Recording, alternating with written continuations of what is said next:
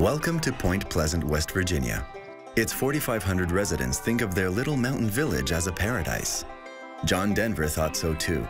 He immortalized the region in his famous song, "Take Me Home, Country Roads." Point Pleasant is located where the Ohio and Kanawha rivers meet, in a quiet setting that blends touches of history with still affordable family homes. Today, Point Pleasant is as peaceful a place as its name suggests. But it wasn't always so. In the 1960s, a series of frightening events occur.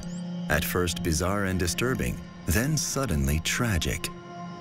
The story begins when several villagers have close encounters with a semi-human flying creature. Eyewitness accounts put Point Pleasant on the map.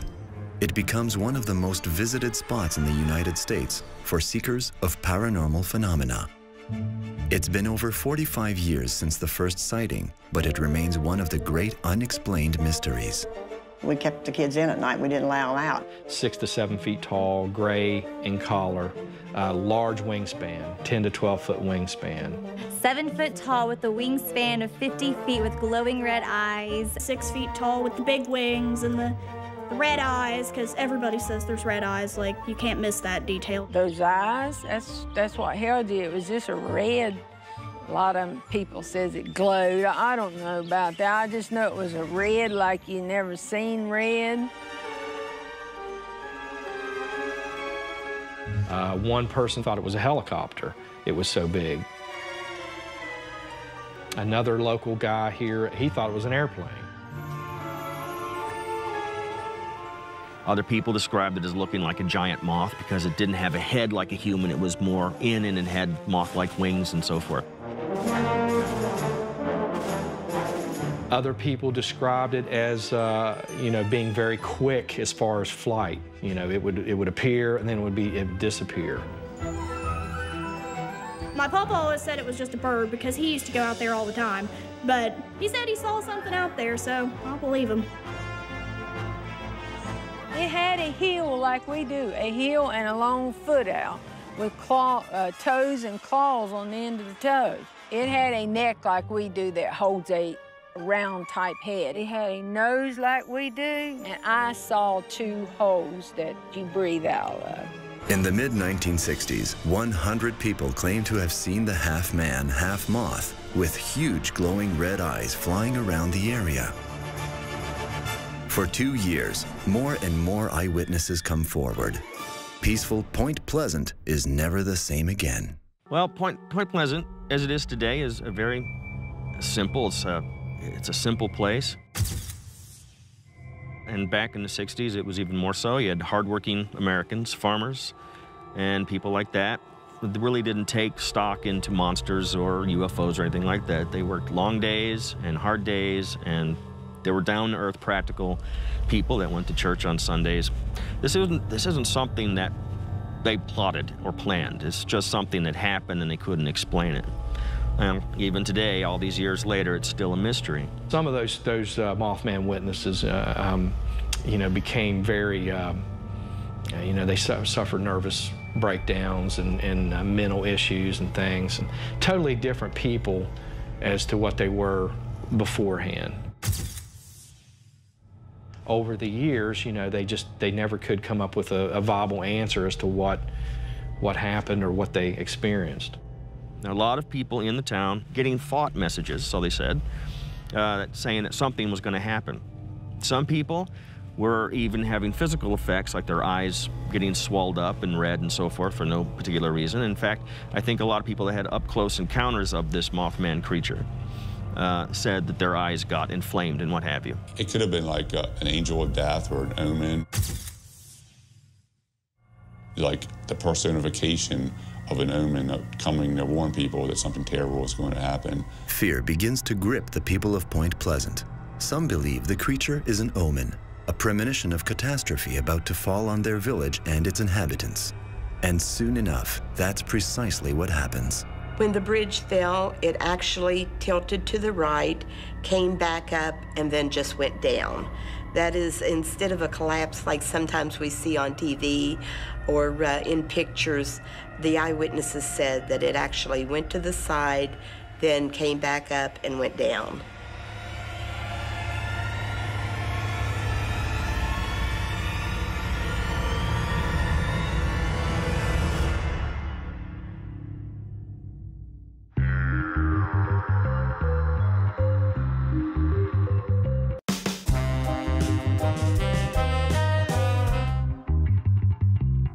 It's late evening, November 15th, 1966.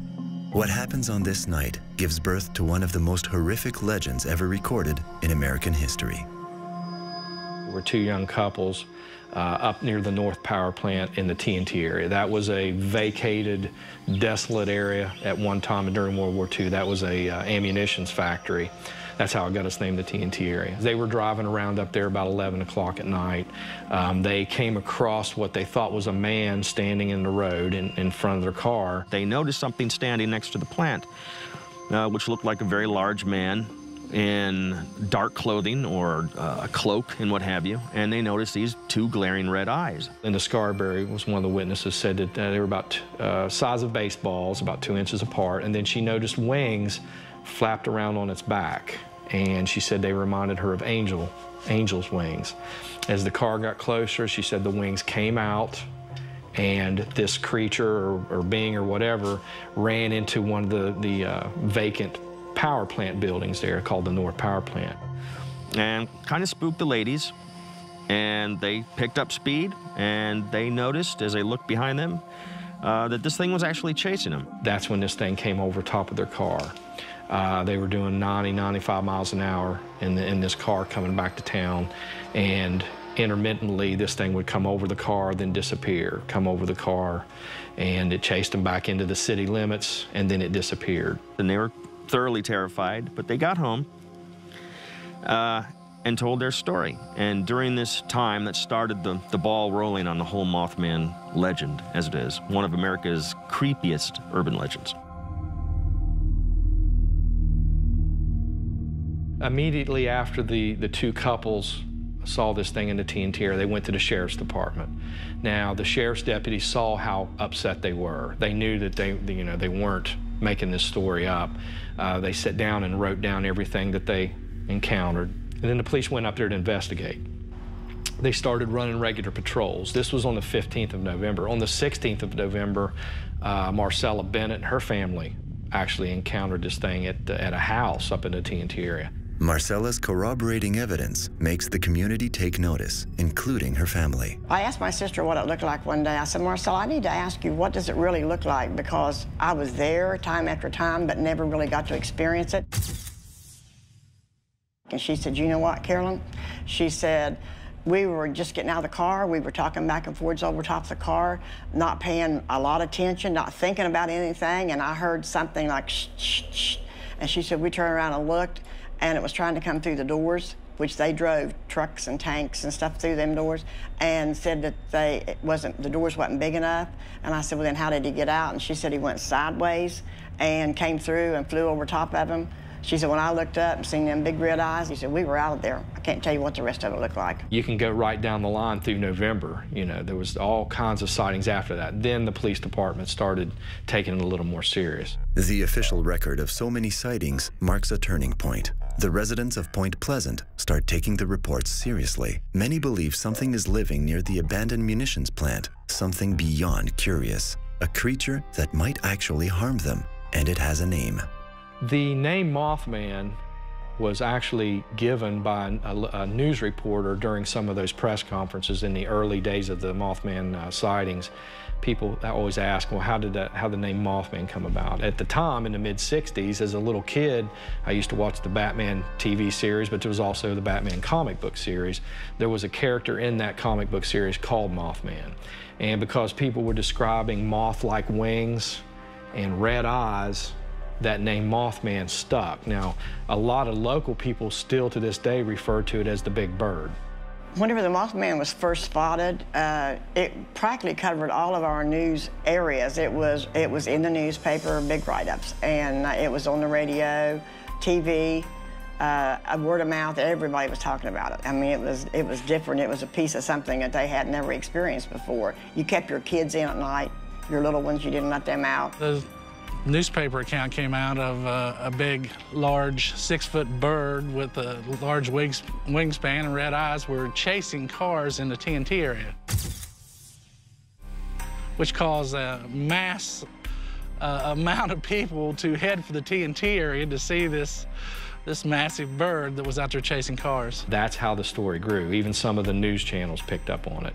That's when everybody started coming to Point Pleasant, including John Keel. The late author, John Keel, really spent a lot of time on this whole thing. He stayed there for several months, I believe, or years, doing research for his work.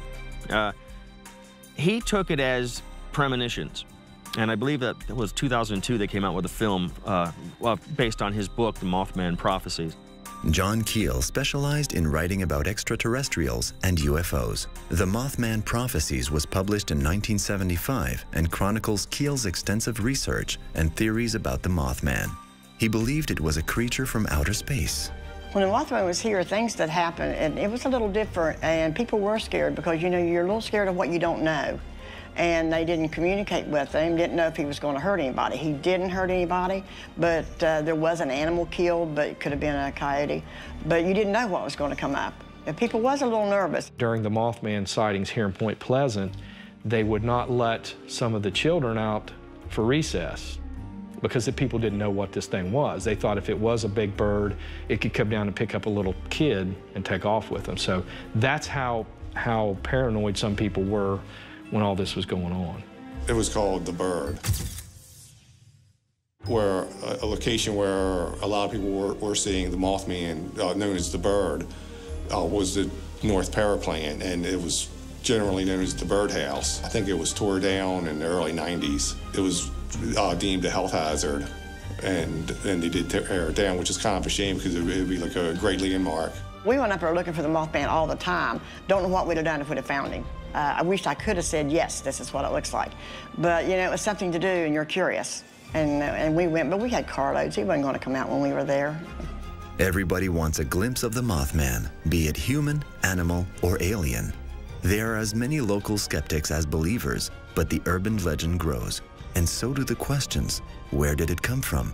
And why did it choose the munitions depot? What happens next raises even more serious questions.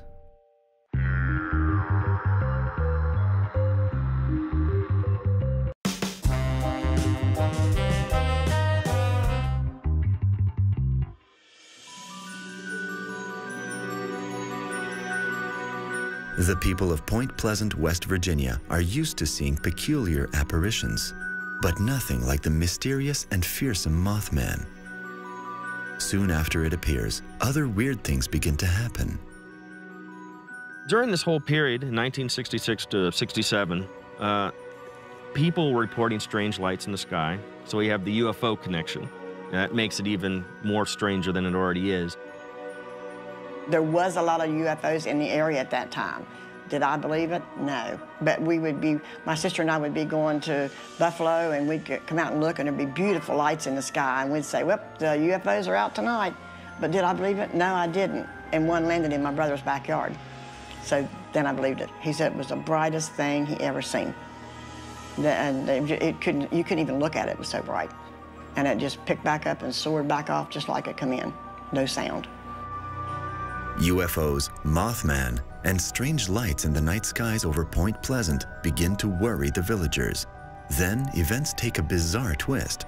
This time, it happens in broad daylight.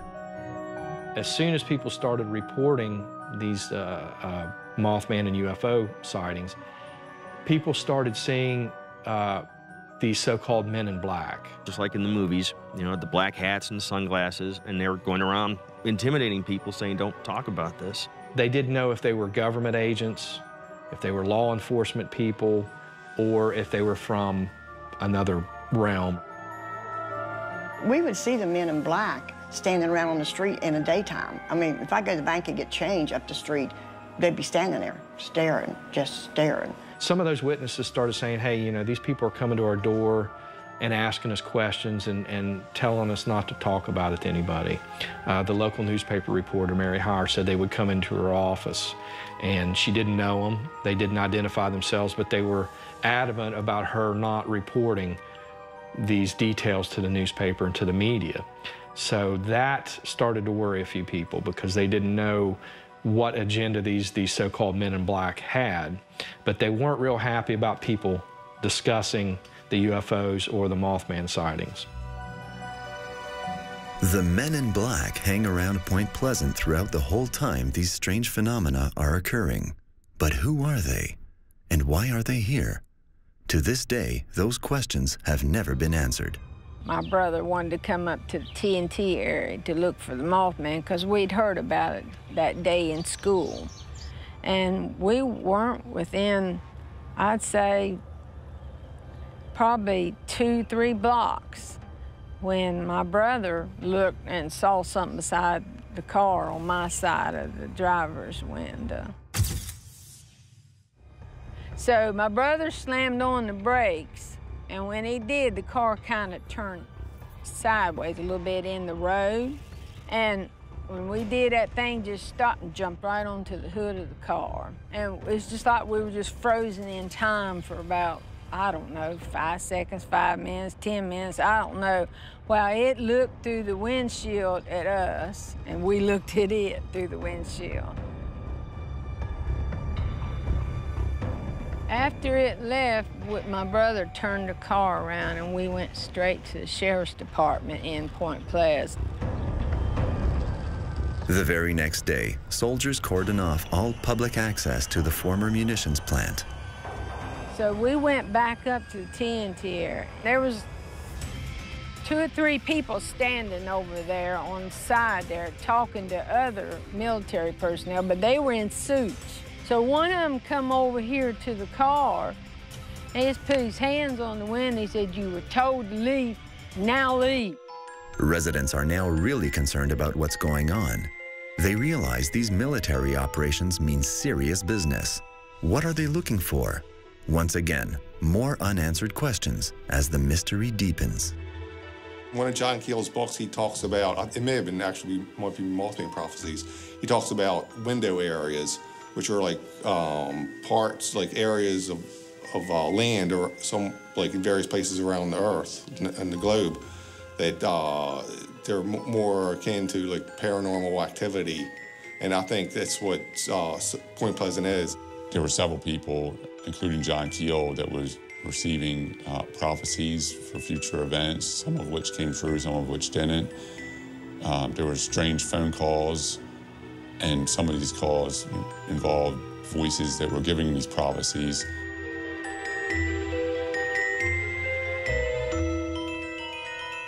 The Mothman is something that scared a lot of people. I believe personally that there was such a creature. I don't think, however, it was a UFO. I don't think it was an occupant from another planet. That is partially the belief system for a lot of people. Small town in the 60s, they didn't have all the lights and the glitz and the technology, so they simply would have enjoyed these stories, and it would have excited them and scared them. And fear can generate all kinds of responses. The people of this once quiet village turned to local Native American history and legends for an explanation as to what may be happening. Some people felt that that went back years ago to an Indian curse that was bestowed on the town of Point Pleasant by an Indian chief Cornstalk. What happened was Chief Cornstalk and his son both were murdered over a land dispute with some settlers. And the story went that up on his dying breath, he cursed the town of Point Pleasant for the next 200 years. Some people do believe that. But Chief Cornstalk did exist, his son, and they both were killed. Now, whether or not he did put that curse on the town of Point Pleasant remains a mystery.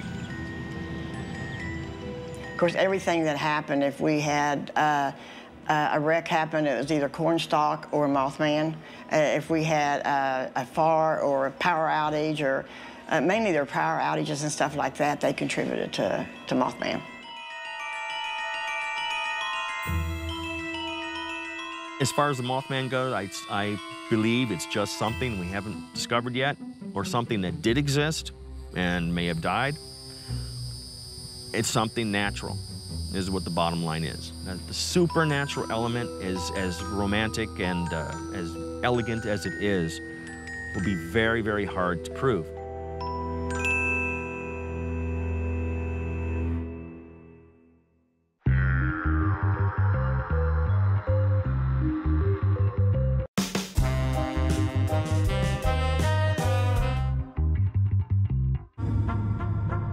While the residents of Point Pleasant try to connect all the dots and make sense of the strange things going on around them, no one could have predicted what happens next.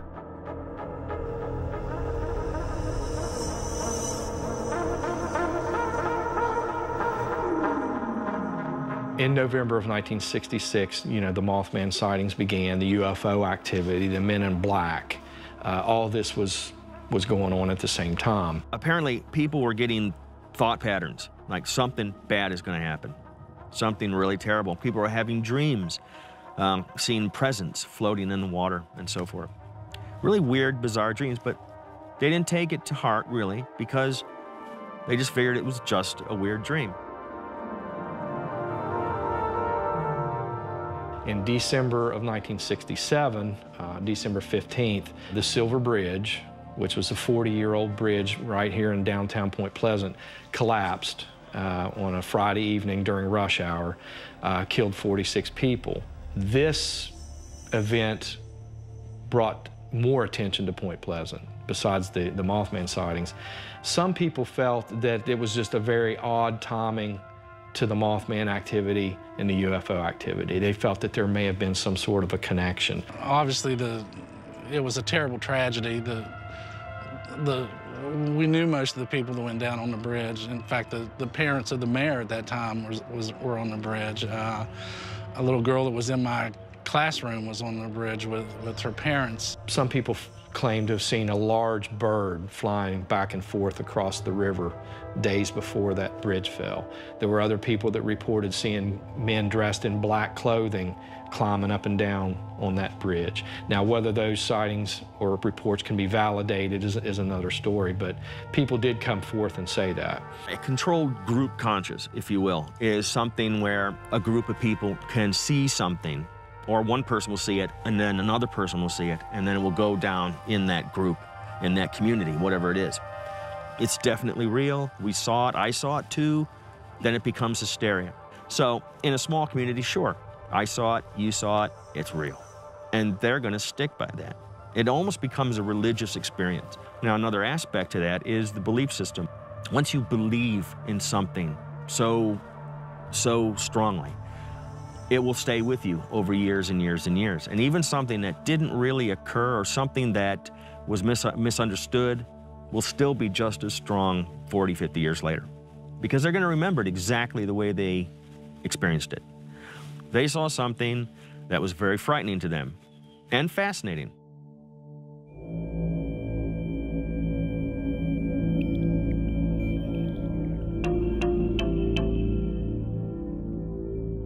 A lot of those people were not real thrilled about seeing it. They didn't, some of them would not even go out at nighttime. They became reclusive. They felt that something was always looking over their shoulder or in their area of where they were, very paranoid. They didn't really like the attention they were getting from the townspeople because people thought they were crazy or, loony or whatever. And that's why a lot of those witnesses, even to this day, will not discuss it. They won't admit that it didn't happen. They will tell me it did happen, they saw it with their own eyes, but that's all they want to say about it. Jeff has always been interested in strange phenomena. His obsession with the mysterious Mothman took root in childhood. He's spent years accumulating enough evidence to fill his Mothman museum. That makes him a leading authority on the creature and where it's likely to be seen. Okay, these structures have been here for well over 60 years. They're relatively untouched. As you can see all the detail on these, you can actually walk underneath, look underneath, and they're very eerie, especially at night, especially when the fog starts setting out here. They're basically the same as they were back during World War II. When the war ended, they just left everything. They never tore anything down. And during the Mothman sightings, a lot of people thought that whatever this thing was, was either roosting or staying in this general area up here in the TNT area.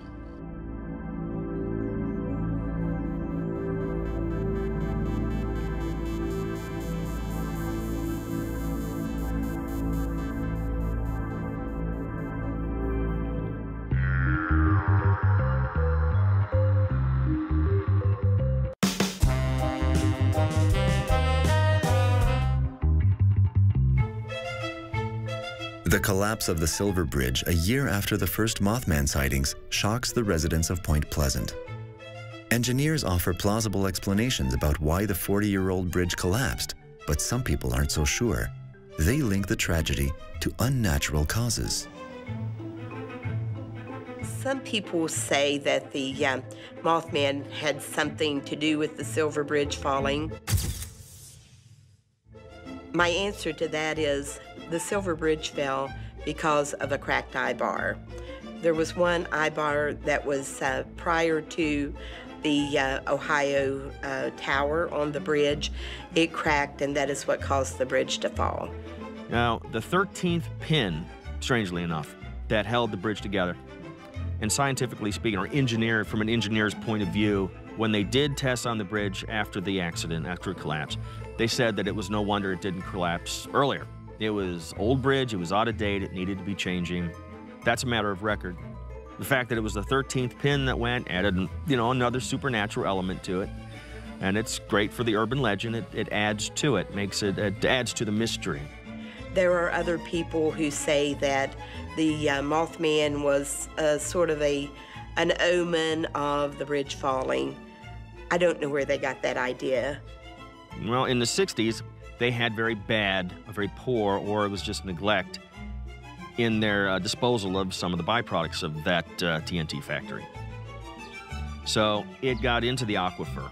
The aquifer is the main water source, and they would have used it. And even though they may have had purification processes, which I'm sure gets out a lot of the pollutants and carcinogens and what have you, some of it may have gotten through and may have caused a hallucinogenic effect.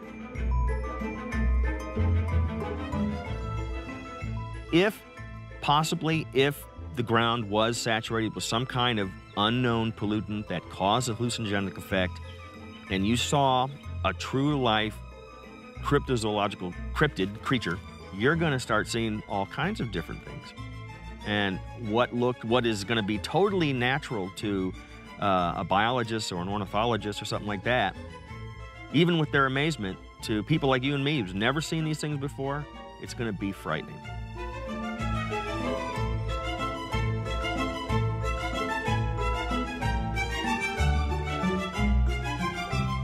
I believe there's a lot of things that I just don't understand, and with that, I take it with a grain of salt, but I don't discredit what people are saying they're seeing. Many theories have been presented to justify or debunk the existence of Mothman. One comes from an unofficial branch of science known as cryptozoology. What do I think it is? I think it does belong, the creature itself belong in the realm of cryptozoology. I think that crypto meaning it's something different, something out of place, not natural to be found. And every once in a while, nature spits out something that shouldn't be there. And I think this is one such case. There were several eyewitness descriptions and accounts of some of these Mothman sightings that pointed towards the possibility of it being maybe a thunderbird or a prehistoric bird. I had actually talked to one lady who saw it in daylight in the TNT area, and she described it as a prehistoric bird. Some people felt that the Mothman may have actually been a thunderbird or something extinct. It's like any other crypto-type monster, like the Bigfoot legend, or in the state of Florida, the skunk ape, or something like that. Many people say, yes, absolutely exist. We've seen it. We don't know what it is. Why aren't we catching these things? You would think they would leave some kind of evidence. Well, what about a body? Anthropologists and archaeologists, they need these things, empirical data, to believe in it. And without that, it's going to remain in the realm of folklore or myth. Another theory suggests Mothman might be the result of some radical mutation of a life form exposed to radiation. I wish there were a lot more supernatural creatures that would make life more interesting. But I think in this case, it was just something that existed, does exist still, and occasionally came out of there. He could have been mutated. It could have been mutated by that particular area, which was the grounds are poisoned. They still are even to this day. The EPA is trying to clean that up. Sometimes, like if you remember the old bee monster movies, you know, they got radiation or something that gets gigantic and what have you. In those cases, radiation just kills, pure and simple. But every once in a while, it alters DNA, it alters growth patterns and so forth in plants and in people. You know, after World War II, you can find all kinds of different effects from radiation for those who survived. Frightening effects that make humans look non-human. So this could happen in nature too. And I think that's also a credible possibility.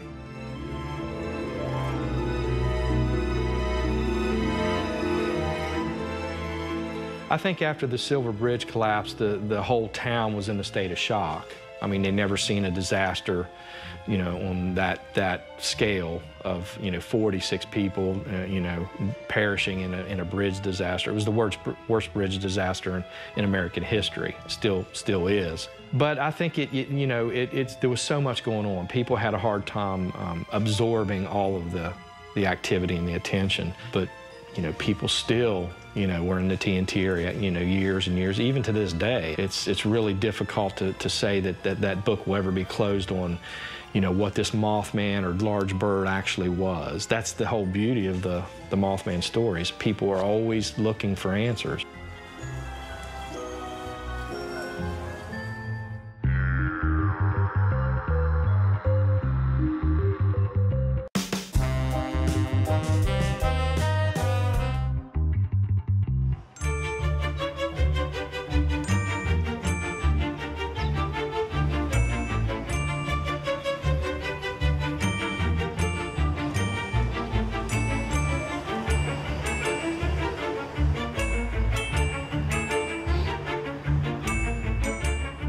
Mothman will probably always be around. I think the idea of this creature will always be around. It may indeed be something from the realms of complete supernatural, and it may blow our socks off someday by presenting itself. Maybe it is an alien life. I can't discount that. My personal belief system is that it's just a misidentification.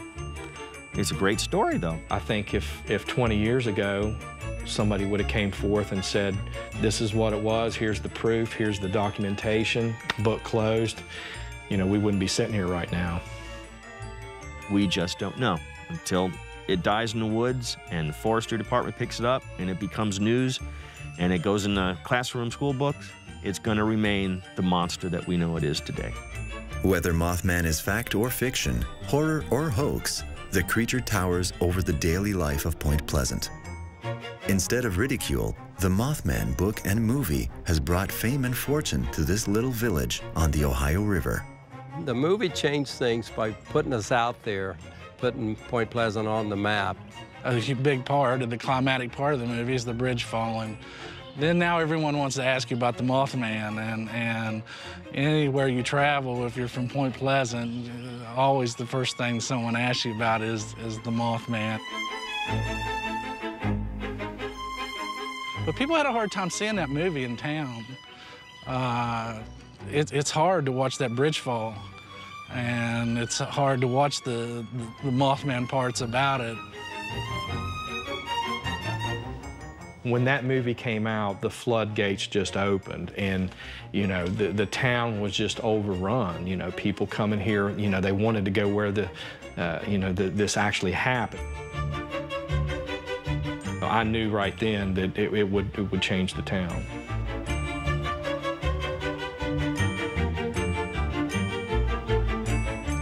But you know, whether you believe in the Mothman or not, it's done a lot for Point Pleasant.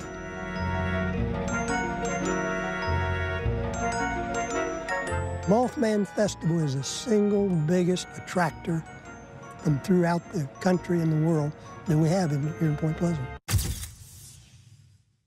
You can't drive down Main Street because it's full of people. And they come from all over the world.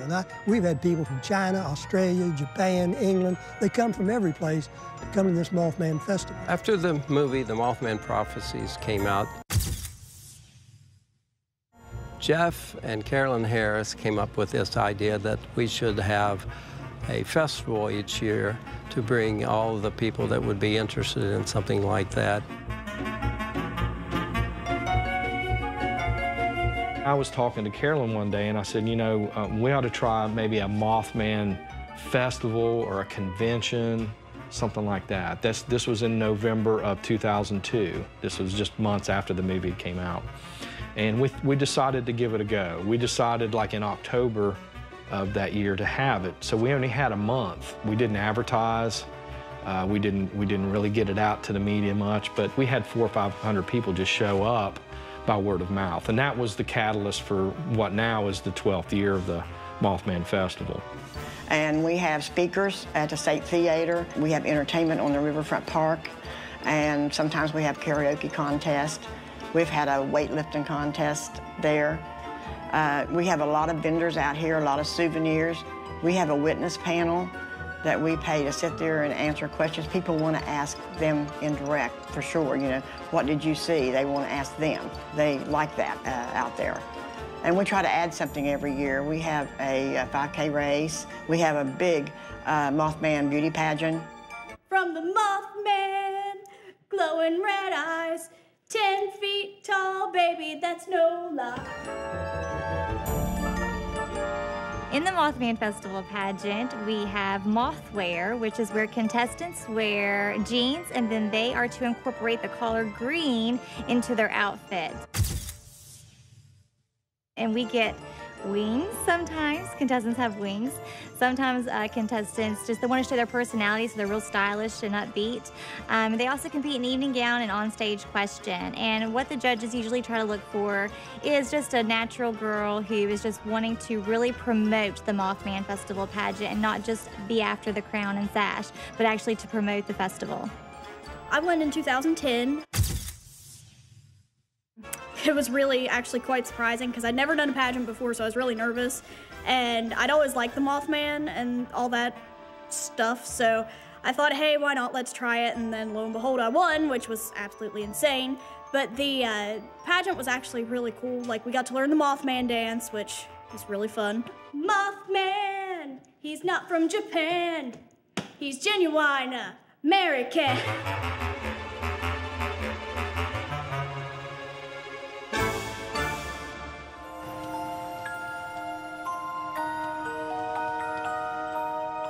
People come from all over the world, literally, and that's why we call it the world's only Mothman Museum. But we have props, we have very rare archives, we had a lot of John Keel memorabilia, we carry merchandise, and we started, you know, just opening 2 or 3 days a week. Now we're open 7 days a week.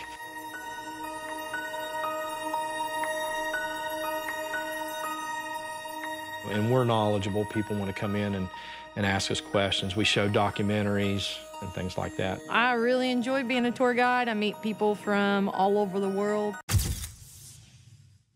It's really cool. We can take them up to the TNT area, let them see everything as far as different sites of Point Pleasant, tell them different stories that I've been told throughout the years about the Mothman and all the different encounters with him. Stories I've actually heard from the eyewitnesses themselves.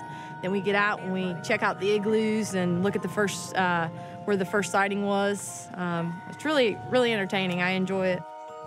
Igloos are storage bunkers made of cement where ammunition was stored during the Second World War. Although there were never really actually any Mothman sightings reported in the igloos, it's still a fascinating part of the history of the TNT area. As you can see, the 4-foot thick walls. A lot of paranormal groups frequent the igloos because they want to try to catch the orbs and different pictures and things like that. So it's a vital part of the Mothman history, and I think it needs to be researched a little more.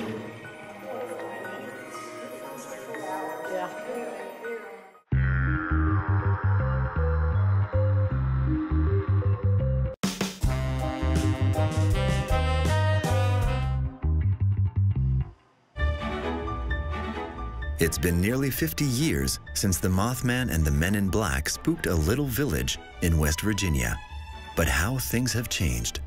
From the town's worst nightmare, Mothman has become a dream come true and a symbol of pride and joy for everyone. The Mothman is such a creature that it's hard not to look at. He sort of takes after Loch Ness Monster and Bigfoot, but I think ours is a little more exciting because he just shows up everywhere, and there's so many stories behind him that it's changed our town.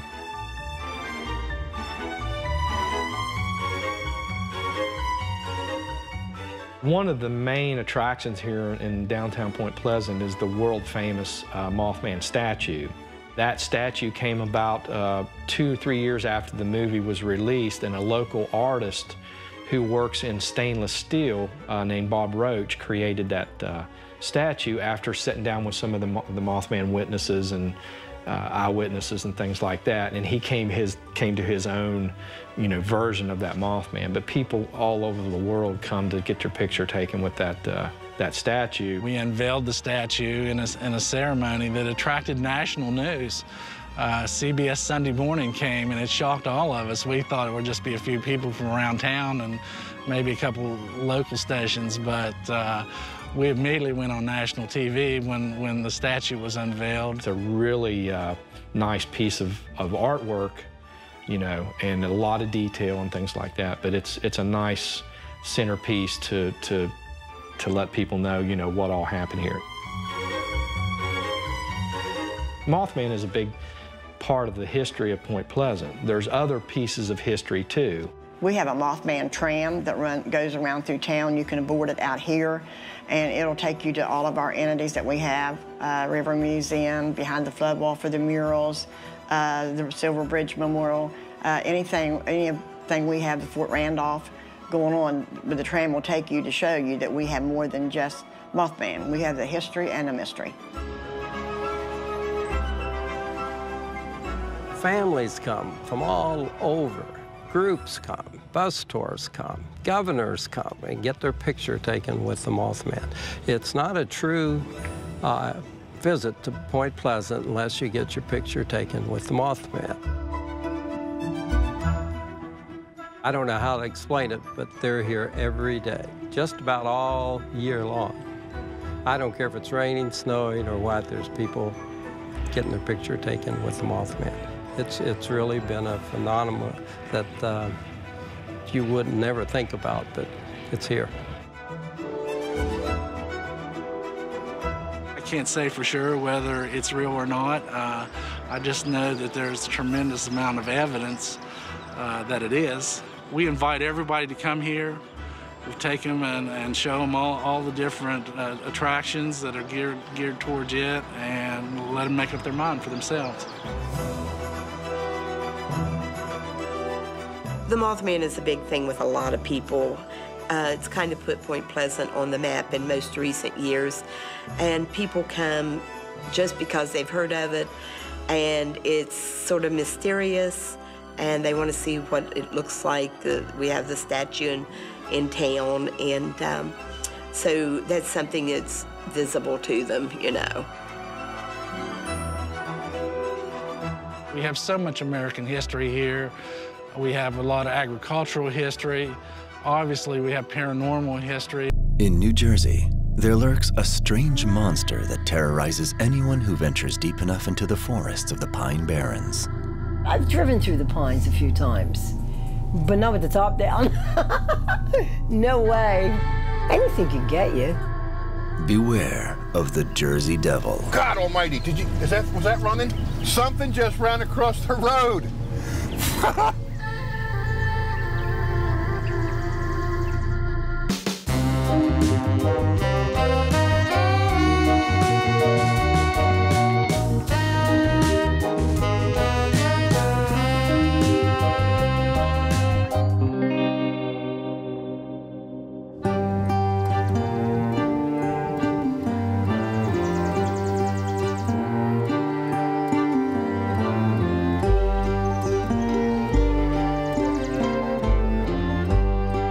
To most people, New Jersey is Atlantic City casinos, the beaches of Cape May, lush national parks, and the backdrop for the legendary television series The Sopranos.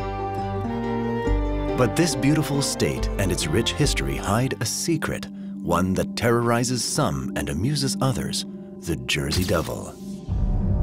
Jerry Plumeri is among those who fear the Jersey Devil. It was like 1964, and everybody went down the shore. Everybody went to Seaside.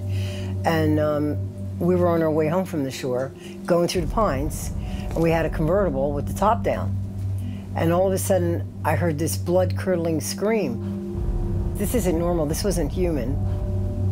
I looked over in the trees and there was these lights, like 2 red lights like this. And it seemed to be something like swinging from tree to tree. I guess maybe about 2 minutes later, all of a sudden this thing flies in front of us. It was like 6 feet in front of us. And thank God, because we would have hit it. If he'd have came closer, we would have ran right into him. But he just stood there looking at us. I mean, we sat like this. He stared at us looking mean, and I'm thinking, he's gonna kill us. And we couldn't move. We couldn't even back the car up. We were too scared to do anything. 3 of us just stared at each other. It was weird. It was really weird. Most people laugh or give me a look like, yeah, right.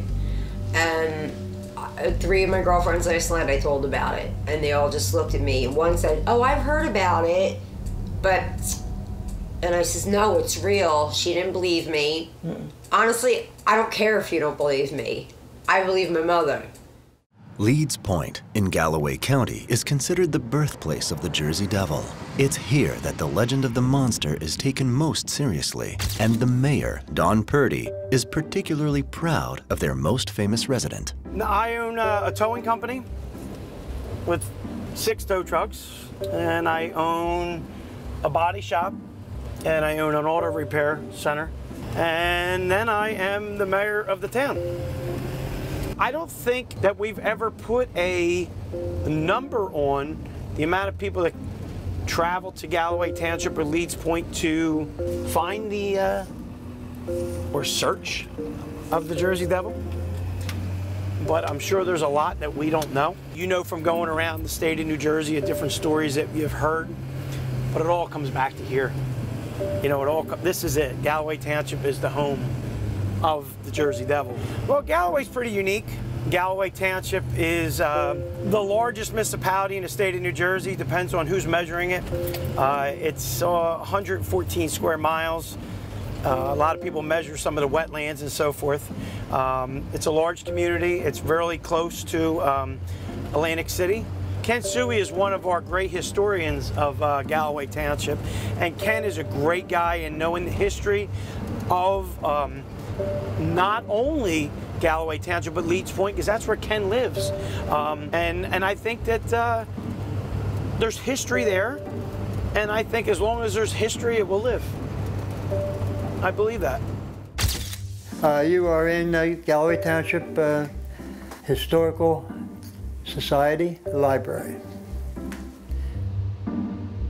We collect anything and everything to do with primarily Galloway Township, but we also have an Atlantic City room, and anything in the area of historical value we assemble and record, keep records on it, and keep it for posterity.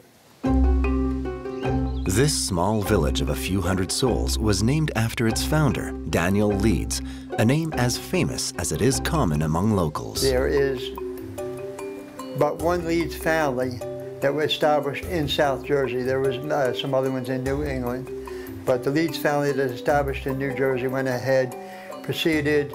The first mayor of Atlantic City was Leeds. Chalky Leeds. Chalky Leeds. Yeah.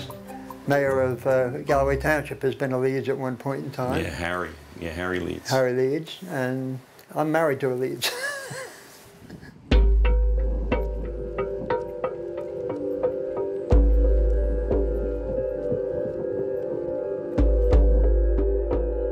But the most famous of the Leeds is Jane, or as she's known here, Mother Leeds. This mother of 13 children influenced New Jersey for centuries, beginning in 1735. It seems that Jane Leeds and her husband Daniel lived in a cabin at the edge of a great swamp along the Mullica River. Now, folks in these parts say that it was a strange family, an unusual family. Some people even said that Jane Leeds was a witch. One night, she learned that she was pregnant with her 13th child. And in a moment of understandable weakness, she said, as she was saying her prayers, "Lord, let this one not be a child, let this one be a devil."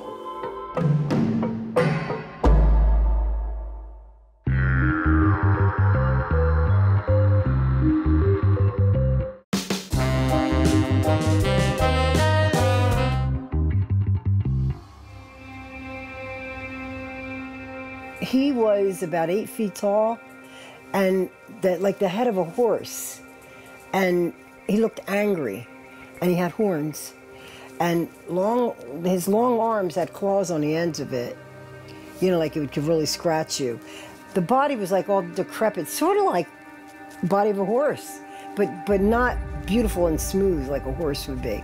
And then like when a horse is up on 2 legs and they're going with their paws like this, the legs in the back are all crooked. Well, this is what he was, and he was walking on them like that, with hooves. And I'm telling you, I thought I was crazy. I didn't think I really saw this. And no sooner did he just stare at us like that for about 2 minutes, but 2 minutes is long when you're scared. He just sprouted his wings like this, which were humongous. They were really big, and just took off into the forest. Thank you for not killing me, seriously, because I could have been dead. People who claim to have seen the Jersey Devil describe it as having a dog or horse's head, horns, a body like a kangaroo's, broad wings, a reptile's tail, hooves, and razor-sharp claws. Someday in the late fall, listen carefully when you hear the wind coming off the ocean through the pines. It almost seems like someone is trying to tell us something, possibly someone's name. Oh, Mother Leeds, oh, Mother Leeds. But how does a woman from America's colonial era give birth to the devil? Well, we do know that it was an unusual family. It was a very large family. It had 12 children. And Jane Leeds, her problem was not really with her husband. Daniel, he was a good hunter, an excellent fisherman, a decent gardener. There was always food on the table. That wasn't the problem. The problem was that Daniel Leeds didn't take very much interest in the children. And so Jane Leeds was left with the cleaning, the cooking, the laundry, chopping wood, picking things up, putting things away. To tell the truth, she was at her wit's end. She was frustrated. On that frightful night in February of 1735, when Mother Leeds' 13th child was born, it started out a perfectly healthy, normal little baby boy with blonde hair and blue eyes, but then something went terribly wrong. My name is Rochelle Christopher. I am an independent historian with Victorian Vanities. My organization teaches people about American history. And one of the things we look at generally in the show that I do on Weird New Jersey is the New Jersey Devil. And I did see it once. I'd been driving for a couple of hours. I was between Cape May and Stone Harbor, and it jumped out in the road. And of course, it then flew away.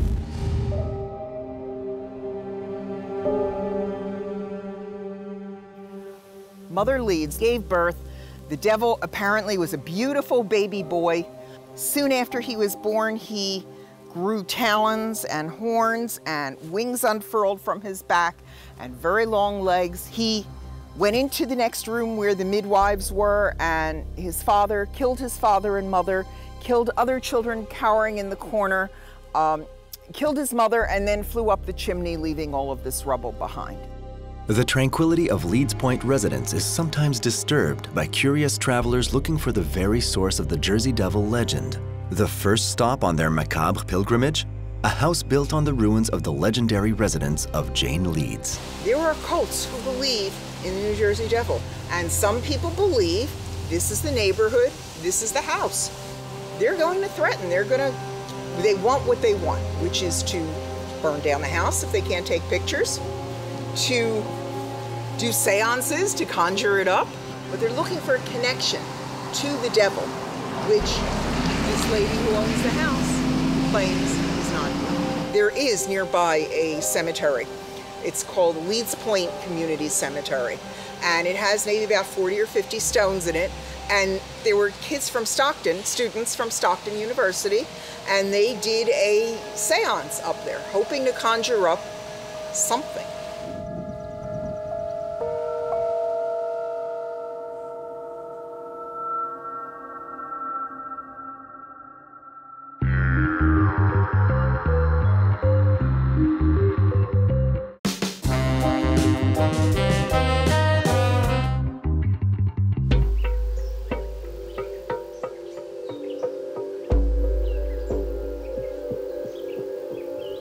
History and folklore mingle in the legendary stories of the Jersey Devil. One of the most famous of them features none other than Napoleon's brother, Joseph Bonaparte.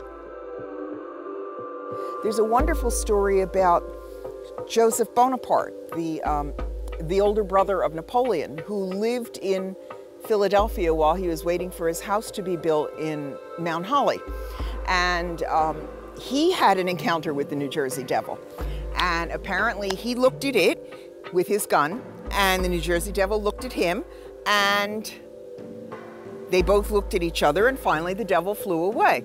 Well, Joseph Bonaparte swore that he was going to find the devil and bring it home as a trophy. Of course, he never saw it again. But it was in 1909, during the week of January 16th to 22nd, that the Jersey Devil made its most famous appearance, throwing the entire country into panic. Monster sightings occurred in Atlantic City, Philadelphia, and outside New York City. The newspapers picked up the story, and the Philadelphia Zoo even offered $10,000 for his capture. 1909, the week when everybody said they saw it. That was the week when the New Jersey Devil was seen all over southern New Jersey, but it flew away. It was seen in Bridgeton, and it flew away. It was seen by a group of people on a trolley car in Camden, and it flew away. And that seems to be the story. They saw it, and it flew away. And everyone on the trolley car said they saw it. It made an appearance on a rooftop. Adults in Philadelphia and Camden were afraid to send their children to school because they were afraid the New Jersey Devil was going to make its appearance. Paul Evans Peterson Jr. is one of those who believes in the legend of the Jersey Devil. He devotes his free time to organizing monster hunts and writing songs about New Jersey and its history. He even wrote a book, The Legendary Pine Barrens, New Tales from Old Haunts.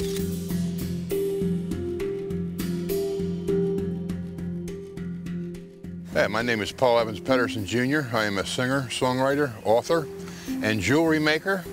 And I live here in the Pine Barrens of South Jersey, and I've seen the Jersey Devil. When Jerry Plumeri saw an ad in the local newspaper announcing a conference hosted by Paul Evans Peterson, she jumped at the opportunity to share her terrifying encounter in the summer of '64. I kind of like put it in the back of my mind because everybody thought I was nuts. So I ignored it. And now mind you, years and years are gone by. This was 1964.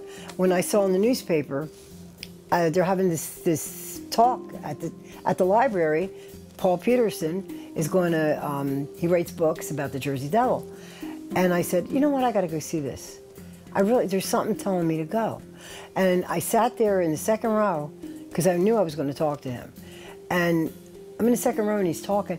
I was mesmerized by his talking because he saw the Jersey Devil 5 times. And he said, has anybody seen the Jersey Devil? So I went like this, real meek, because I'm thinking, these people are going to think I'm nuts. But you could hear a pin drop in the room.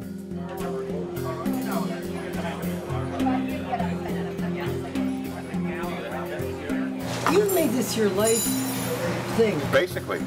Yeah. Yeah. I never saw its face. I saw it hopping away from me. Ooh.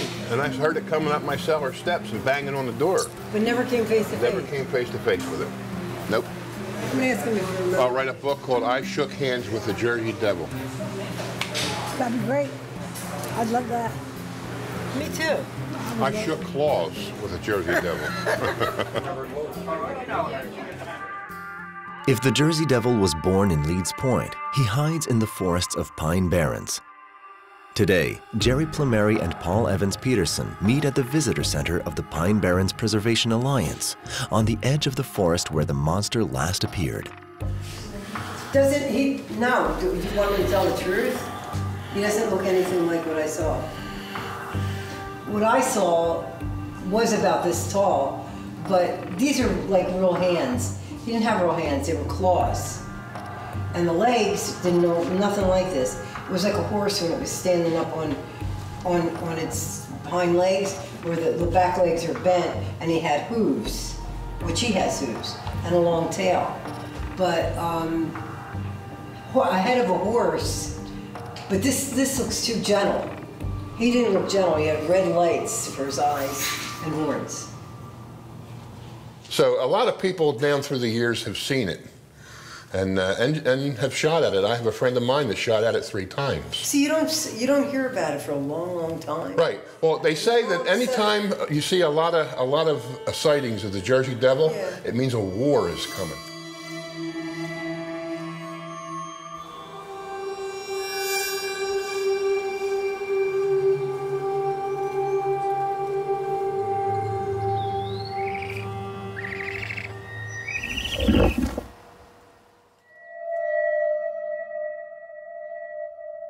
One of the best ways to protect yourself from the Jersey Devil is you got to find these tracks. And this is a story that goes back to me and my grandkids, or my kids when my kids were little. And I would tell them, you got to get a little shovel and dig the track real carefully and put it into a glass jar and screw the lid on it and keep that jar under your bed. And as long as you keep that track in a jar under your bed, the Jersey Devil will never hurt you. Wow. They all think we're all nuts in Jersey Devil. Yeah, no, seriously, they do. Between the Jersey Devil and all the people in the malls, we are crazy. Right, really, when you come down to it, the Jersey Devil. Now, where do you hear that? Any other state? Yeah. All the stories that have ever been told about the Jersey Devil are born right there. Yep. That's it.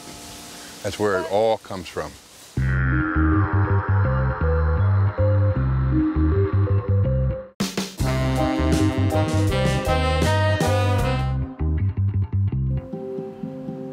The Pine Barrens is 4,500 square kilometers or 1,700 square miles of dense forest bordering the Atlantic coast south of the state of New Jersey. In 1978, it became the first nature reserve protected by the U.S. government. People come here to get lost in nature. Some come to chase monsters. It is said that come nightfall, campers often find themselves more than a little unnerved. All right, what we're going to do right now is we're going to go through the like the heart of the Pine Barrens, and we're going to be looking for Jersey Devil tracks. And if we can, you never know, we might see something. The correct behavior is just to pay close attention to what's going on in the woods, not disturbing anything, because there's like 30 different kinds of plants that grow there and nowhere else that are on the endangered species lists. There's a lot of animals on the same list, endangered species. And we're just going to watch the woods and see what comes out of it. And if we see the Jersey Devil, this has a really good reverse gear. And we'll be putting it in reverse and getting away from it. Welcome to New Jersey.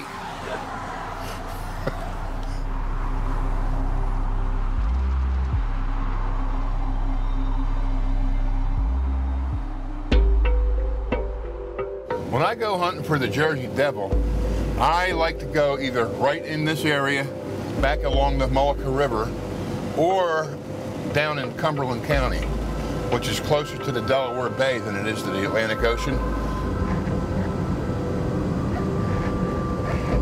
That's number one, that's why I keep a compass in the car. But as long as I know where the sun is, I'm usually pretty good about not getting lost. But I've been back here before, and it gets very frustrating if you don't know where you are, and you can get yourself really lost back here. And I mean for a whole day, maybe. And if it gets dark, forget about it. If you don't know what the hell phase the moon's in, you're going to stay out there. I love it out here. This place is my heart, man. It really is.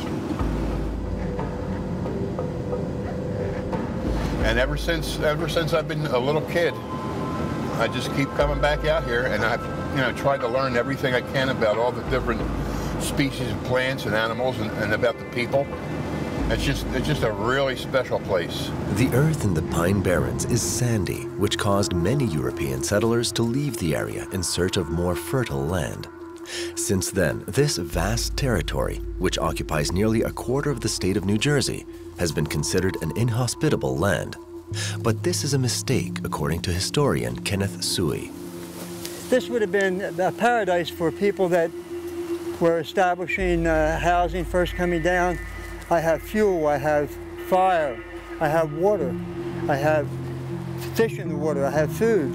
I have cranberries that can grow here. They had the necessities of life. I don't consider us barren at all. Just look around you.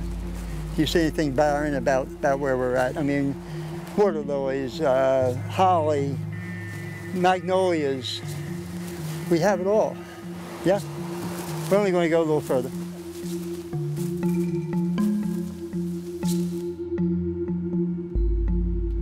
It is here that the Jersey Devil has made his home. The monster has been known to take long drinks from the deserted swamps of the Pine Barrens. Another favorite haunt of the Jersey Devil, the ghost town of Batstow. This uninhabited village dates from 1766, almost 30 years after the birth of the monster. The Jersey Devil has been seen here through the years. This village was started in the 1700s, and it was started as a ironworks. And they made iron stuff for the colonists. And during the Revolutionary War, they made munitions and stuff for the Revolutionary War fighters. And after that, in the 1800s, it was turned into a glass works. And they made window glass, what they call window light. And the state of New Jersey has preserved it. And it looks pretty much like it did back in that time.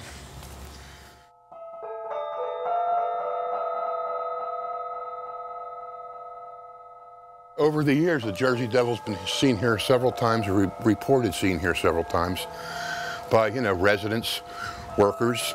And this is the area where the sightings are very prevalent. It's right around here, because we're not that far from the back bays. The Batstow River's right through here. Batstow Lake is right over there. And it seems that the Jersey Devil prefers areas where there's water. So in areas like this is, where you're going to see it. Yeah, he's quiet until he starts screaming at people. And that's mainly what you hear about, is people hear it. They hear this ungodly scream that they can't, put their finger on what kind of animal they've ever heard in their life made that scream. And a lot of your quote unquote sightings are actually hearings, people that have heard whatever this thing is. And now, we're going to go back into Bulltown Road, which is another kind of like a village back here where it's been seen a lot. So, if you fish where there ain't no fish, you ain't going to catch them. If you go looking for the Jersey Devil where he ain't going to be that day, you ain't going to see it.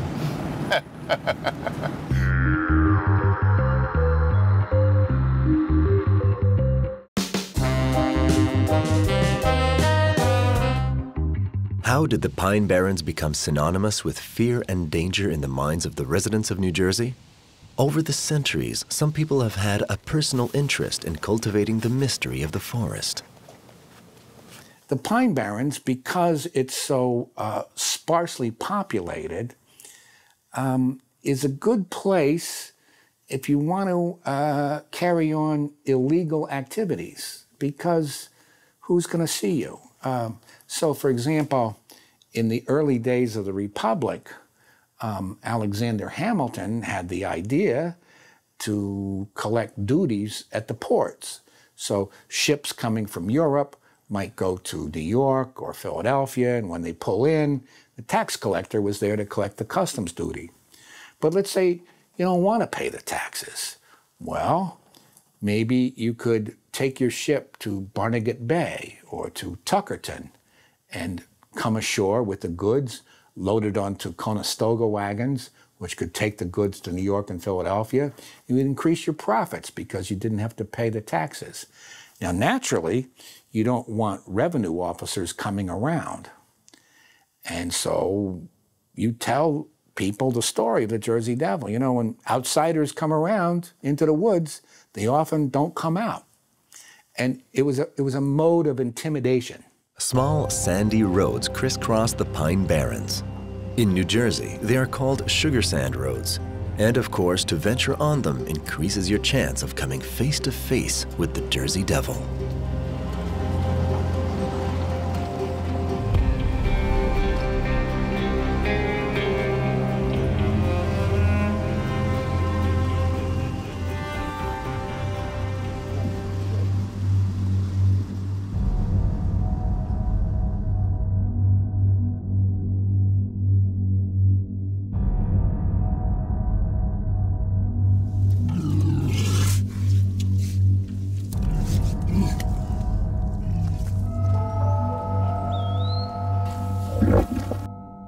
God almighty, was that running? Oh man, something just ran across the road. This is where, if you're gonna see something, this is where you're gonna see it. The Jersey Devil has been seen, or reportedly seen, and this is one of the main roads that they have the Jersey Devil hunts on. Because this is pretty much in the middle of the Pine Barrens right here. This is smack dab in the middle of it.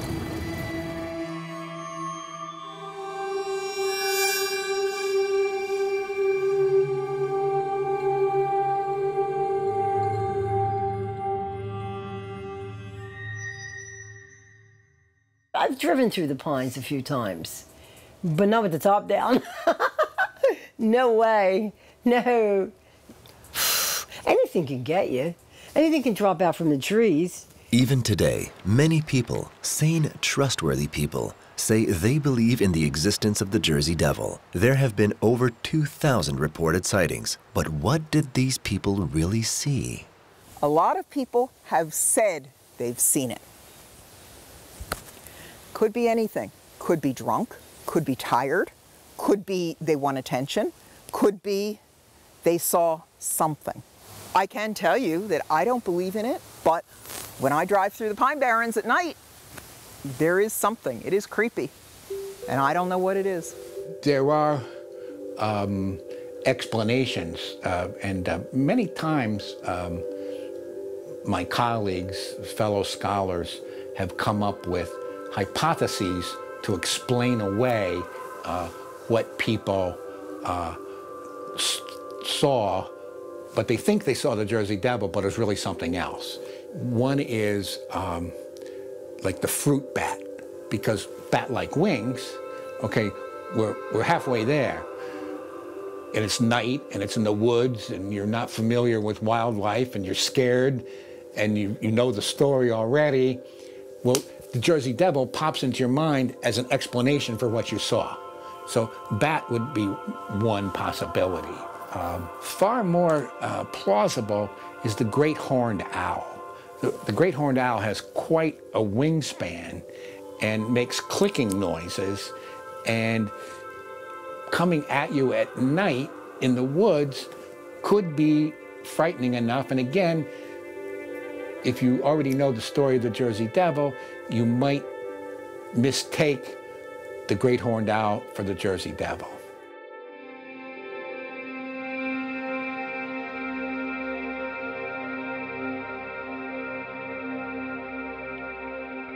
I have fished, trapped, and hunted for most of my life. I've been out in the bays, in the woods, in the swamps at every hour of the day and night. I've heard some really strange noises, which I have to attribute to being animal noises of one type or another. But I do not believe that there's a Jersey Devil. I believe it is a legend. It's really kind of a lousy feeling when you're trying to tell somebody something and they're laughing at you. It's supernatural. And a lot of people are interested in that. I know I am. I mean, I watch some crazy shows, you know, Thriller and all that. I watched some crazy shows, but this wasn't a show. This was true. So I don't see how they can't believe when there's people like me, and I know there's other people that's seen them. And I'm telling you, word for word, and I never changed my story when I told it to Paul. I've never swayed from the story. It's the truth. I'm not making it up. But like I said, a couple of my friends think I'm off my rocker. They think I'm making it up for attention. No way.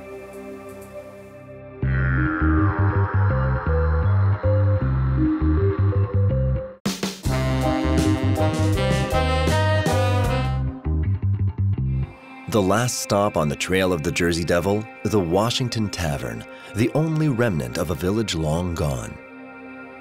This is as far as we'll go. The ruins are right over there.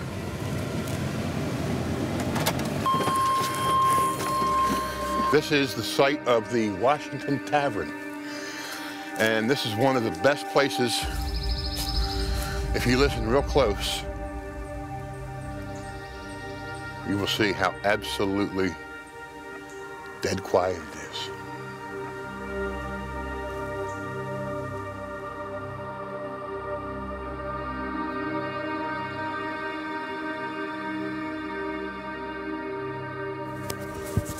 You can see how old this growth in here is. This has been here a long, long time. And it's amazing, any time of year you come here, it's always this quiet. It's like everything else is afraid to live around here. And that's part of the legend, that at the birthplace of the Jersey Devil, no animal, birds, anything. It's very strange. Very strange. Gives you a chill every time you come down here, and I've been coming down here for a long while. There's basically a clearing over here.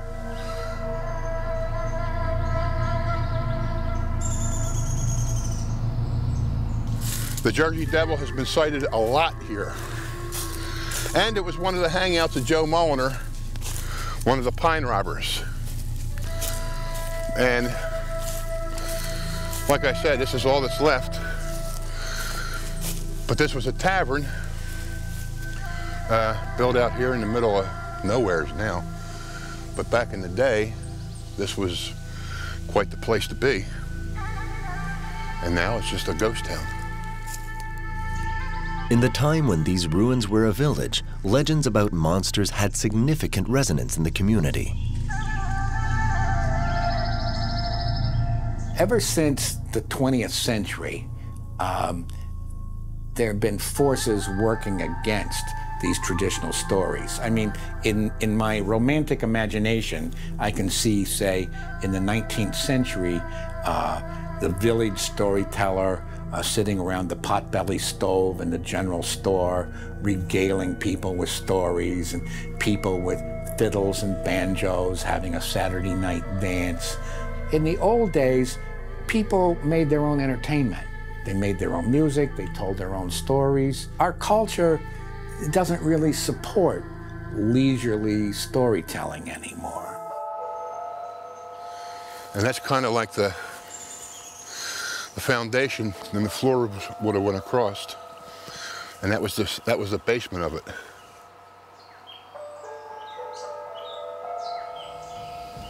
This all used to be brick, and it's disappearing. So even just standing here,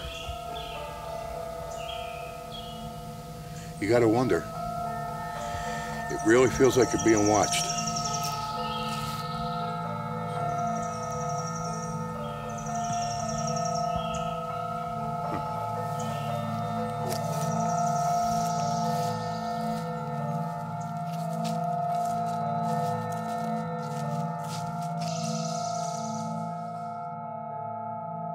The story of the Jersey Devil has been passed down for 3 centuries. And along the way, it has undergone some changes. The commercialization of the Jersey Devil was inevitable, but it had some positive and some negative consequences, according to folklorist Angus Gillespie. The traditional stories of the Jersey Devil, and I think this is something that's very hard for contemporary audiences to understand. In the original versions, among the old families of South Jersey, this is an awesome, fearsome, nasty, dangerous creature who's said to have slit the throats of babies in their cribs. This is a creature that's monstrous and evil. Since we have, for the last several years, this hockey team called the New Jersey Devils, there's a lot of name recognition. I mean, people almost worldwide, certainly in North America, recognize the name, but they don't really know the story. And the other problem is, over time, and particularly in places like Smithville, which is very close to Leeds Point, you have like souvenir shops selling T-shirts, shot glasses, pennants, postcards, and the usual representation is of the Jersey Devil as a kind of a cartoon character who's kind of cute. From my point of view, I mean, that's all wrong. I mean, this is not clever or cute or cartoon-like. This is awesome and scary and frightful.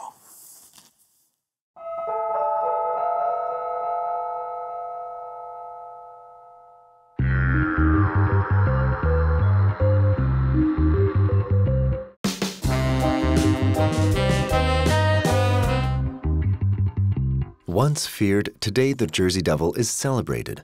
Even New Jersey native Bruce Springsteen has sung about the devil. Everyone embraces the Made in New Jersey legend, and everyone has their story to tell.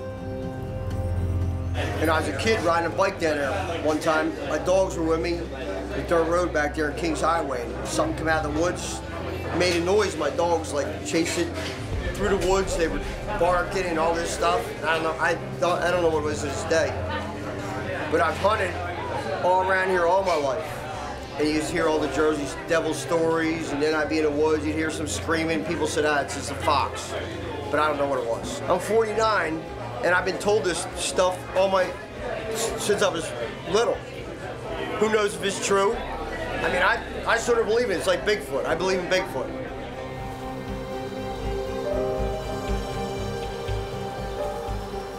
As a kid, I saw it as real. As a kid, I certainly saw it as real, especially you go to the local library and they have all the old Jersey Devil documentaries like, you know, oh, we saw something rustling in the woods, you know. It's yeah, I loved it. I loved it. You know, just having that bit of imagination to what might be lurking in the woods. And there's plenty of woods for it to lurk in, too.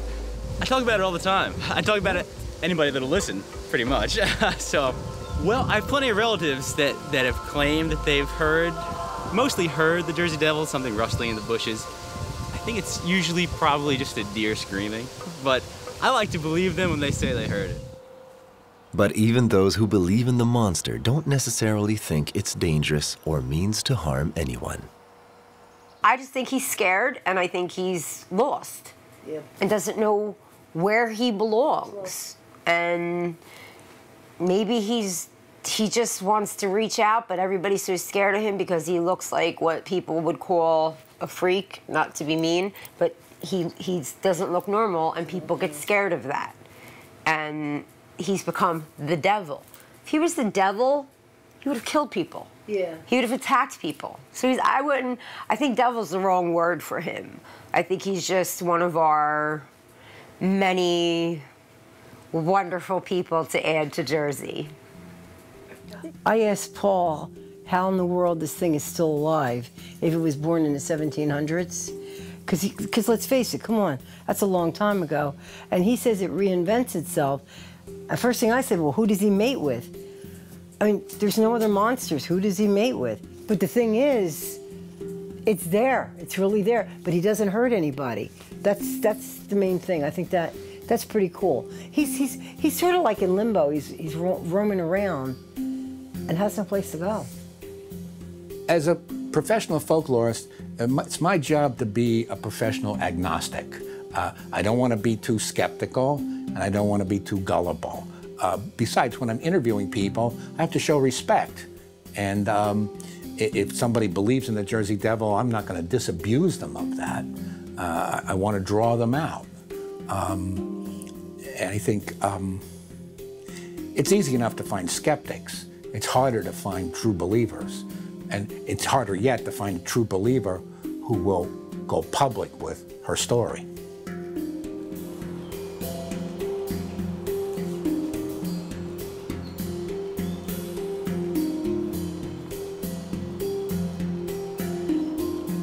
We didn't see him, and it's you know, there's been a lot of people down through the years that go on Jersey Devil hunts, and with all kinds of equipment, with all kinds of detectors and electronic stuff and this, that, and the other thing, and that's not usually when it happens. You know, hopefully we could have had it happen, but it didn't. Of course, the day's not over yet. You never know. It's a long ride back to Hamilton. But usually it's somebody down here fishing or hunting, or just going for a walk, and the thing will come out and stand in front of them, or you know, jump in front of its car, and that's when it's seen. It's at the strangest times or the most unexpected times, and anytime you come to this part of South Jersey, could be the time you see it. And every time I come down here fishing or just taking a ride with a wife and taking some pictures, that could be the time that you look right into its eyes, and it's Jersey Devil.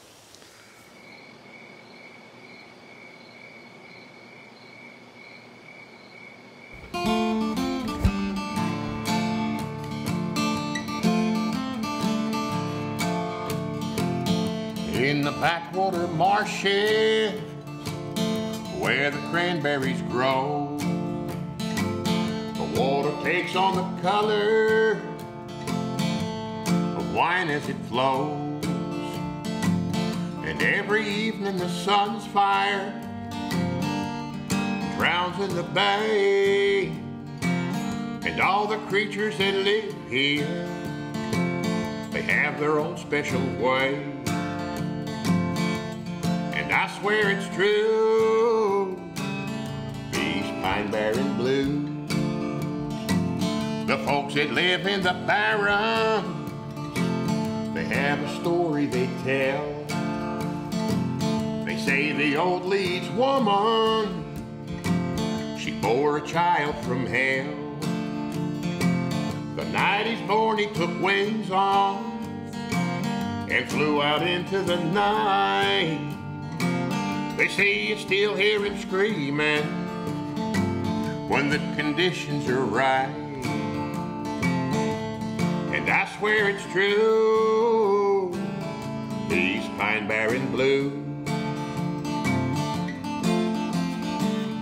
Every time I go down there, I may not say anything to anybody else, but in my head, I'm thinking, You're looking in the trees. I'm looking in the trees. I'm, you know, even when I'm driving, I'm looking just to make sure, because you just never know. You don't know. I think it has to do with the weirdness that is New Jersey. If you're at all interested in the weird, New Jersey is probably the home of the weird. The next time you go into the woods late at night, take care. And when you hear the sudden crack of a twig behind you, beware. Beware of the Jersey Devil. California. The name alone conjures up images of sunshine, surfers, beaches, and of course, Hollywood.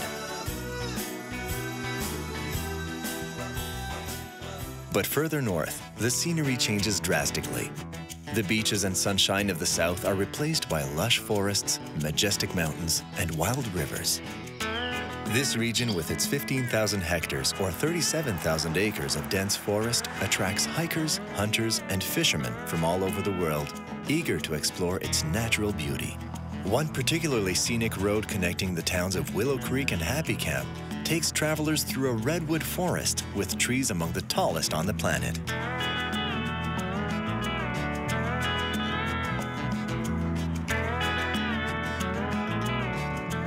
But tourists coming to Willow Creek, nestled south of the Oregon border, are after more than just the scenery. For centuries, a shadow has stalked the woods here, inciting panic and spreading rumors. You don't see them unless they want you to see them. They're very elusive. Some people call them tree peekers. Somewhere between 6 and 8 feet tall and covered in brown or reddish or blackish fur. It was dark brown to black hair. It had a protruding brow ridge, a pointy cone head. They're very careful. They know the woods a lot better than we do, and they don't want to be seen. The creature has footprints that look like this. It's usually big and bulky. They still do not know what the creature was that had the tracks. That's Indian Creek, and that's where these people were when they saw it scooping up water in his hand. There was something in my yard that was big and heavy and made the ground shake. I don't think it was a bear, and it sure didn't sound like a deer. And all of a sudden, this big shadow with arms and legs and a head walks behind us, going that way. He said, my biologist found an elk with its head twisted off. Ran up to my wife and kids and said, let's go, move. And they're like, you know, what's your problem? I go, now, move. Nestled in the heart of the Six Rivers National Forest, Willow Creek is known as the world capital of Bigfoot. The best place to search for the ape-like monster that walks on 2 feet and was known by Native Americans as Sasquatch.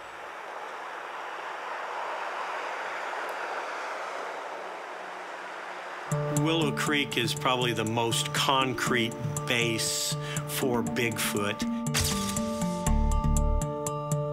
If you're looking for Bigfoot and if you want to find people who have information regarding Bigfoot, Willow Creek is the center of that story, that lore, the history of it.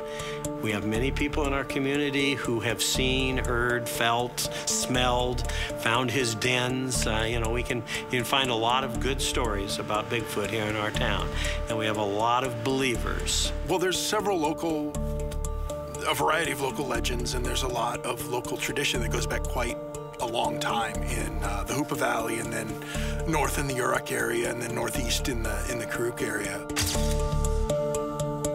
I think the rumors, the stories in the local area go back 6,000 to 7,000 years, with all the local tribes having stories about it. There are lots of Native American stories of lots of different creatures in the woods.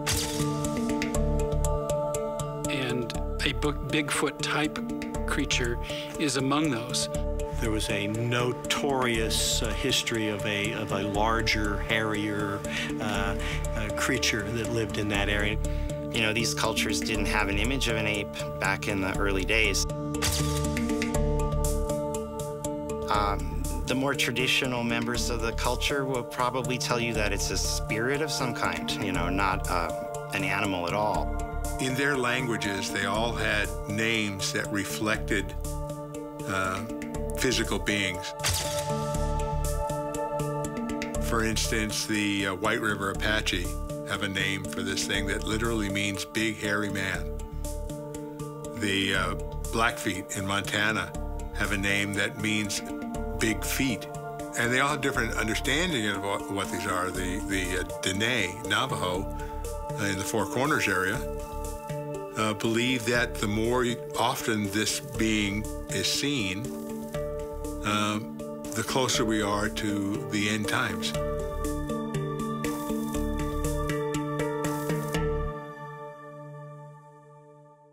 Well, people see them around here still to this day. Just ordinary people. But some of these people working up in the area saw the creature at night, you know, when they're driving home from work, just crossing the dirt roads out in the woods. Locals who fish or hunt, they see them out in the mountains. Some local people describe seeing them just in their backyards. You know, we don't have fences here. We have, your backyard is mountains that go on for miles and miles and miles. In 1958, they were building this road up there into Bluff Creek. It was virgin timber for the most part up in there, and they wanted to do some logging. There was a construction project in the area, then they found really strange footprints, and this finally got out to the coast as a story about Bigfoot. These original tracks, they had a very human-like appearance, you know, and this is where the word, the name Bigfoot really was born. They were found many different times around the tractors. You know, they'd leave the tractors up there at night and go home down here for the most part. And when they'd come back in the morning, they'd find this. These workers witnessed other disturbing things. Pieces of heavy machinery, some of which weighed hundreds of pounds, were found well into the forest, a trail of mysterious footprints leading up to them.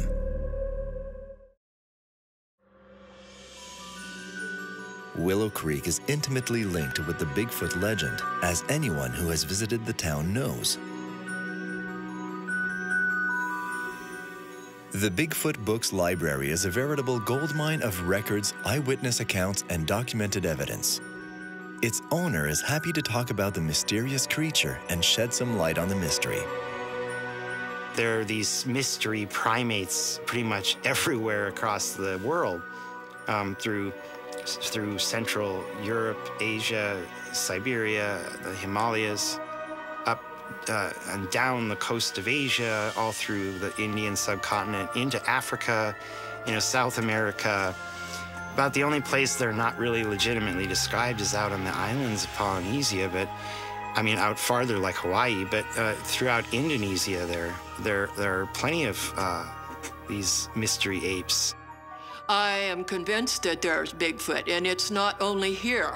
It's absolutely worldwide.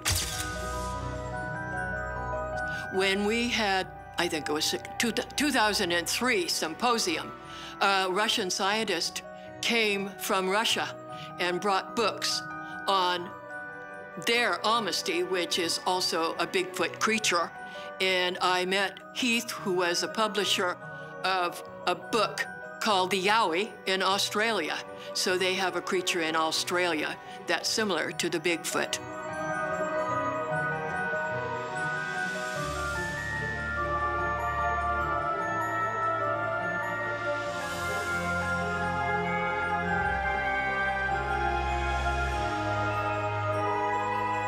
Well, you know, I don't think there is one missing link, right? I think we still are apes. We are primates. We are very, very closely related to the chimpanzee. Some biologists consider us to be the third chimpanzee, you know. We think we're very special, you know, and different and unique because our civilization has dominated the world, but we are animals and we did evolve naturally. Much of the evidence surrounding Bigfoot's existence is surprising, and not just by the nature of the facts themselves, but by the amazing credibility of their authors. In July of 2000, Dr. Matthew Johnson was hiking with his family in a national park when he was suddenly overcome by the feeling that he was being followed. I was looking down the slope to try to see if I could see what it might be that was, you know, paralleling us. Keep in mind, the slope of the mountain is like this. I'm up here. My family's about 50, 60 feet over here down on the trail. So I'm looking, all of a sudden I see movement out of the left corner of my eye. And I turn and I look, and down slope is when I saw Bigfoot walk off the pages of myth and legend into reality.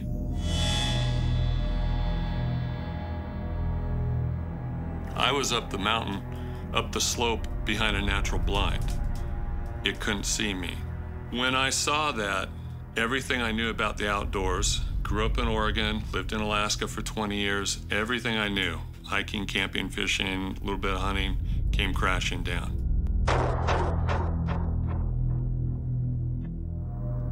I literally felt my brain crash, reboot, and then I had some real protective instincts kick in. You know, that was my family down there. I ran down through the brush and trees, avoided eye contact because the only thing I knew what to do was in Alaska with the grizzly bear, you don't do the eye contact thing because they'll see it as a challenge. So I avoided the eye contact, hit the trail, ran up to my wife and kids and said, let's go, move. And they're like, you know, what's your problem? I go, now, move. And they're like, okay. So I move them up the trail a couple 100 yards, around a switchback, another 100 yards. I'm not seeing anything, I'm not hearing anything, I'm not smelling anything. I sit the kids down on a log and I give them some water. I pull my wife aside and I said, you're not gonna believe what I saw. And she said, what? And I said, I saw Bigfoot. And she said, I believe you.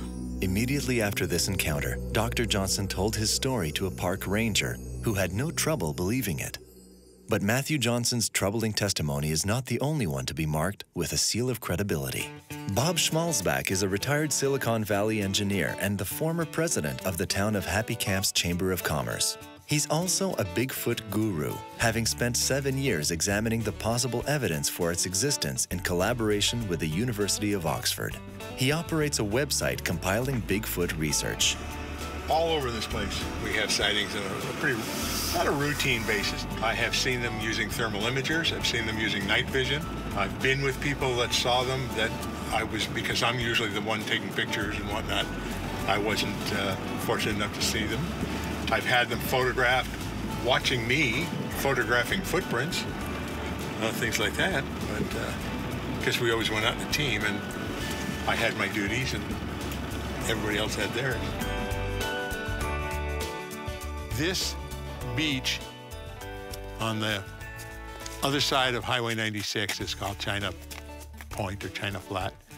And it turns out that now that I've been here and got to talk to people here, there have probably been 15 or 20 sightings at this point. If you stop here for a second and just listen, all you can hear is the river. You don't hear cars, you don't hear trains, you don't hear buses, you just hear the river. So it's a unique place.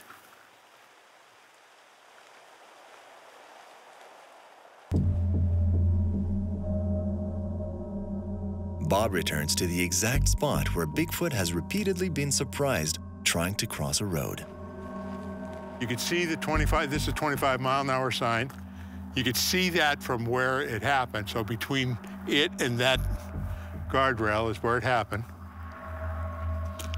Whatever it was came up from down there by the river, stepped right over this, took 2 or 3 steps across this hill, and within just 30 seconds, it was to the top of that. Up at the top of that ridge, you see all the shorter trees. Those were not there. And that person said they heard rustling up there, they thought it was a deer, looked up there, and this thing was looking up, standing there at the edge, looking down at her. And when it turned to walk away, she could see the soles of its feet, and they were lighter colored. This experience, and seeing this for the first time myself, is why I got started investigating Bigfoot, because before then I thought it was a novelty and kind of interesting, but when I saw the physical evidence that supported the eyewitness reports here, I knew there had to be something more to it, so I went on the road to find out. Bob found footprints on top of this hill, which he believes supports the testimony of eyewitnesses who claim to have seen something that night. After reviewing the hill, he considers it highly unlikely that a normal human could ascend so steep a slope.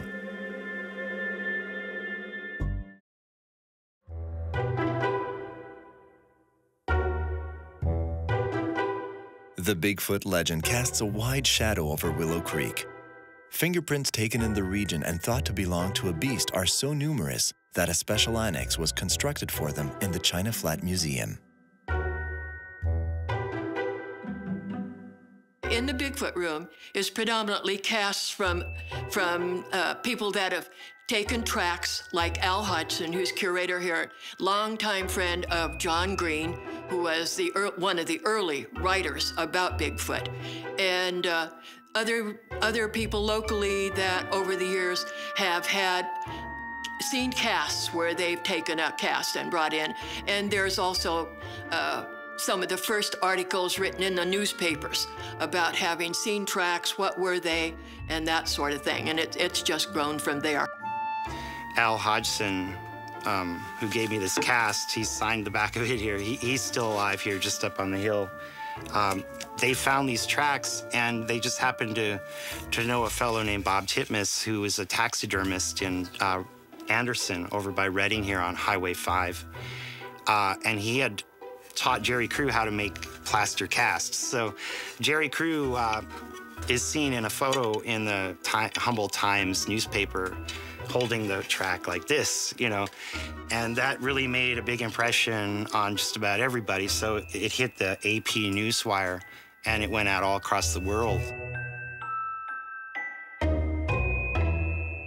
What it's important to say is that people just assume that you can make a plywood cutout of a Bigfoot and go around tromping around and make a bunch of footprints that are going to fool somebody.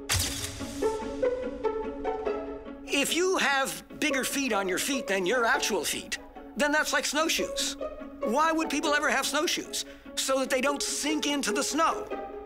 Well, in the same way, if you're going to be a human-sized person with some great big feet, you're not going to sink in even to fairly soft mud. So if you've got feet like that, a number of things aren't going to change. Your weight isn't going to change. Your stride length isn't going to change. In fact, if anything, it's going to get shorter because you're so clumsy carrying these clumping things. But just as important, the way a plywood foot hits the ground is not the way that a real foot hits the ground. Real feet have toe position changes. When real feet hit the ground, if this is a foot, as they move forward and they made a break right there at the toes, there's a little bit of ridge of dirt pushback. There's all kinds of dynamic things that happen with a real foot, but not with some plywood thing.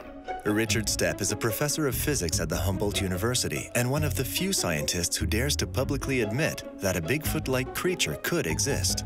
He cites Grover Krantz, the famous anthropologist who died in 2002 and was known for his work on Bigfoot. After analyzing a slew of foot imprints, Krantz believed that some of them were genuine. Some footage captured in 1967 during the filming of a movie by Roger Patterson and Robert Gimlin provides another disturbing piece of Bigfoot evidence. Patterson and Gimlin filmed themselves on the sandbar, you know? So they had switched when they got to Bigfoot on film, the camera roll actually ended, and that's when you see the creature walking away in the distance. It just ends. Unfortunately, they couldn't follow it and get more footage of it. They had to go on, he went under a tarp, you know, and switched the camera roll with a new roll of film.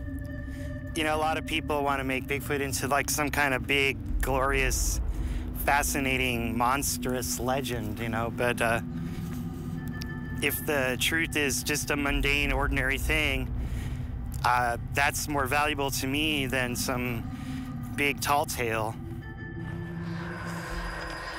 Were you to walk upstream here, you'd have to go about 25, 30 miles to get into the heart of the Bluff Creek watershed and the area where the film was shot, the famous footprint finds and stuff.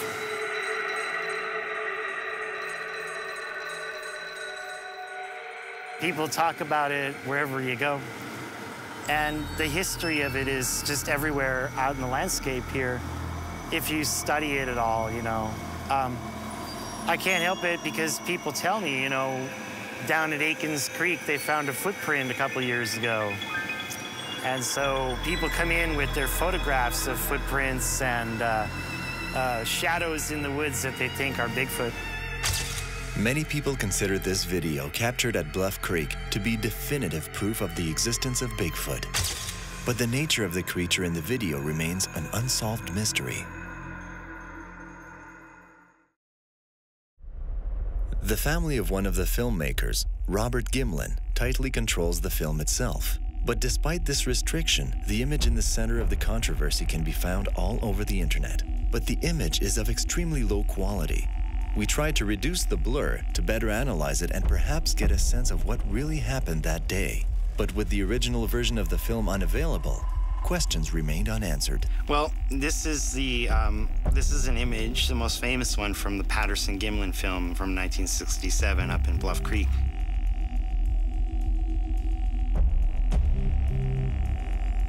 And this was taken from a 50 megabyte scan from a transparency that was taken from the original film.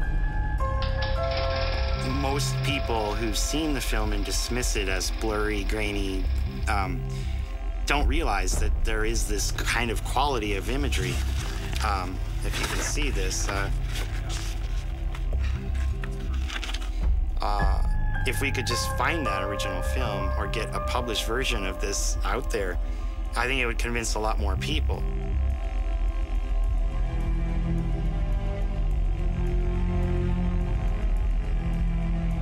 You don't see like zippers and seams and baggy flaps and fake fur. You see something that looks like muscles are moving under the skin. You see what appears to be the motion of the hands and the toes and the face and the breasts on the front of the creature.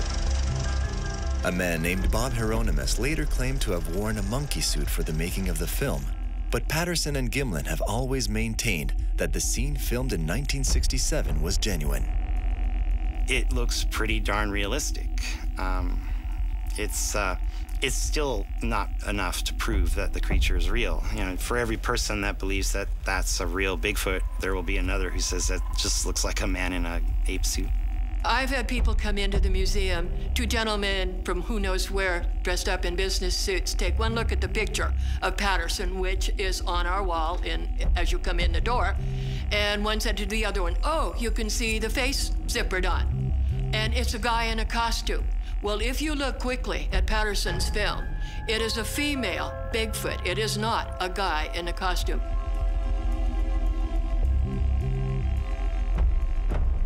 Even Hollywood said at the time that Patterson filmed in '67, that costume could not have been manufactured. Well, you know, I think the proof would be finding a body of one.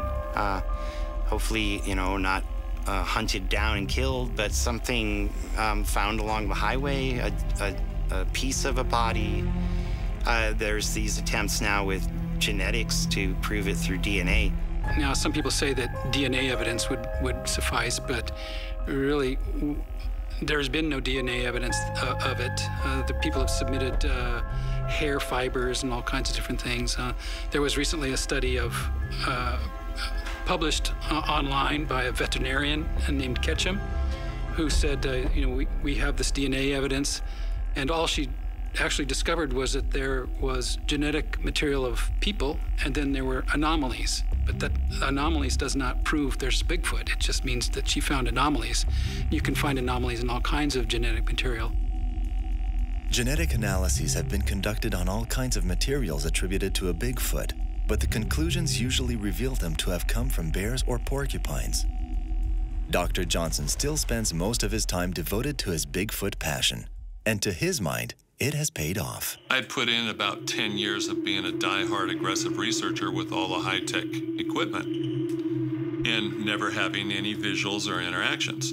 Well, there was a group of people out there in the Bigfoot world who were suggesting habituation. Popularized by primatologist Jane Goodall, habituation is a method of study that involves acclimating the animals to a human presence. You know, go out and do the Dr. Jane Goodall thing, hanging out with the chimps, right?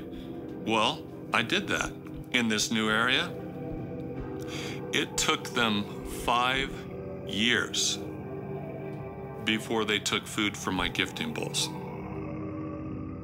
Dr. Johnson claims that this method enabled him to develop a close rapport with the mysterious creatures.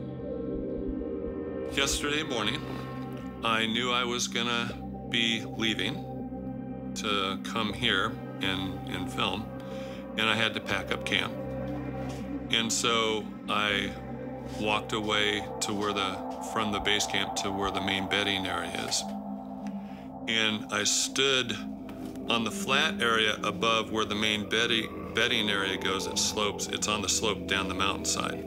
And I stood about 70 feet back from the crest of where it slopes down. And I stood there for a good half hour. And I sang some songs, whistled a couple tunes, and just kind of stayed there. And then I heard crack, crunch, and Daddy walked up the hillside, came over the crest. He stood there. He looked at me. Then he looked down at my little dog on the ground. Then he looked back up at me. And then he turned around and walked back down the mountainside. Whether credible or not, the many hypotheses and theories surrounding Bigfoot raise more questions than they answer.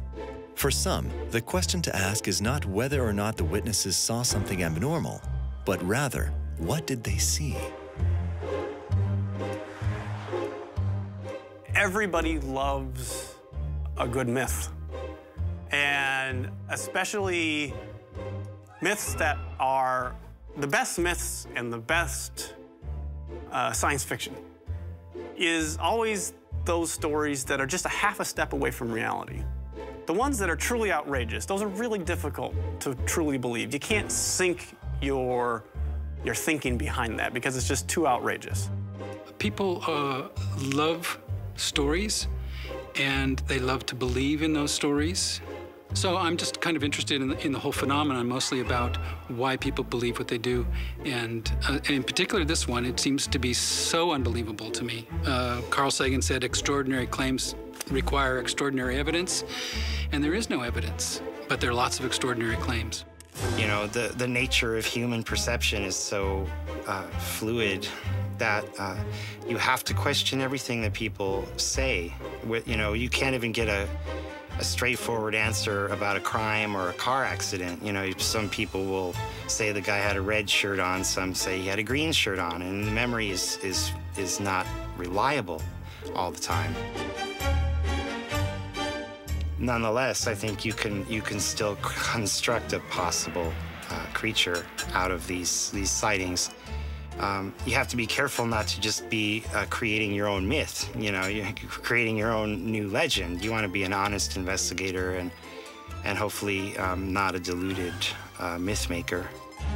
Myths and science fiction that's only a half a step from reality. It's like, okay, I can kind of get into that. And Bigfoot is the perfect myth. Because, yeah, at one time, there were many species of humans running around, and some of them were big and hairy and stood really tall. Gigantopithecus that's been found in Africa, you know, which presumably people think these things are, fits the mold, okay? So it's like, okay, well, this creature did exist in the past on the planet, so maybe they could still be here. And so there is a lot of forest here that has been untouched. And so there's this idea that, well, if it's been unexplored, supposedly, that could be where Bigfoot is. But the area is not empty of humans. There are thousands and thousands and thousands of miles of logging roads. The forest here provides a continuous source of timber. There's a lot of people that make a living working in these mountains, working in these forests, and they're all over the place. And the roads go all over the place. And there's people out there all the time and have been for a very long time.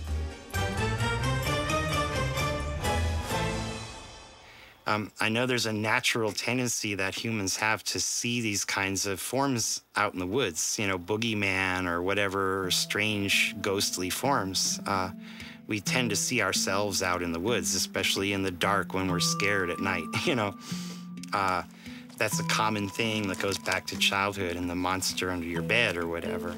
Well, Bigfoot is a fun story. It's mysterious, and when you're out in the woods and it's dark and the stars are out and you're with your friends around the campfire and you start telling stories, you think, wow, how amazing would it be for there to be this creature out here around us?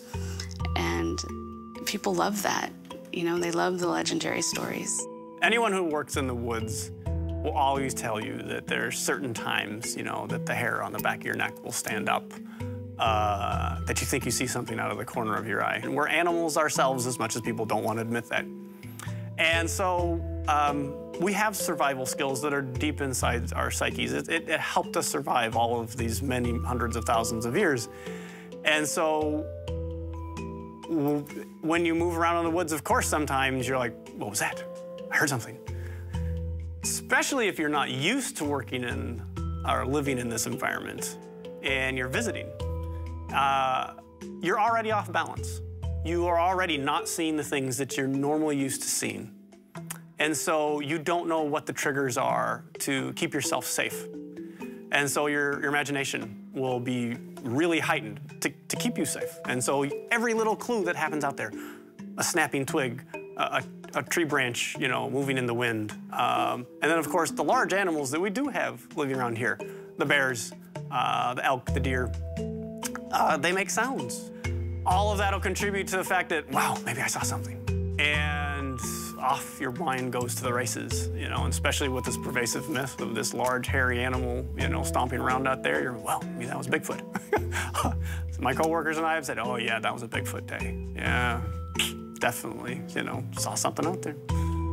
Like Keith Benson, many people flatly refuse to believe that a half-man, half-ape creature could be lurking in the forests of the region, and the many hoaxes only hurt. There have been a number of people who have created hoaxes that provided so-called evidence for Bigfoot. You know, the footsteps in the mud and sightings and the film of the guy in the monkey suit walking around. It has been proven that some of the footprints were deliberately faked. Wilbur Wallace, the supervisor of the famous Bluff Creek site, fabricated the footprints found here, according to denunciations made by his nephew. His form of tracks that he had made with these wooden footprint stompers started to appear, and they have a much different appearance. You know, they're more hourglass shaped, and they have strange, awkward appearance. Those started popping up all over the place, and a lot of these local construction workers and foresters, they like to play jokes on outsiders, you know, anyone out there in the bigger world. Well, it was very funny, I think, for them to get them to come all the way from Canada and look at fake footprints.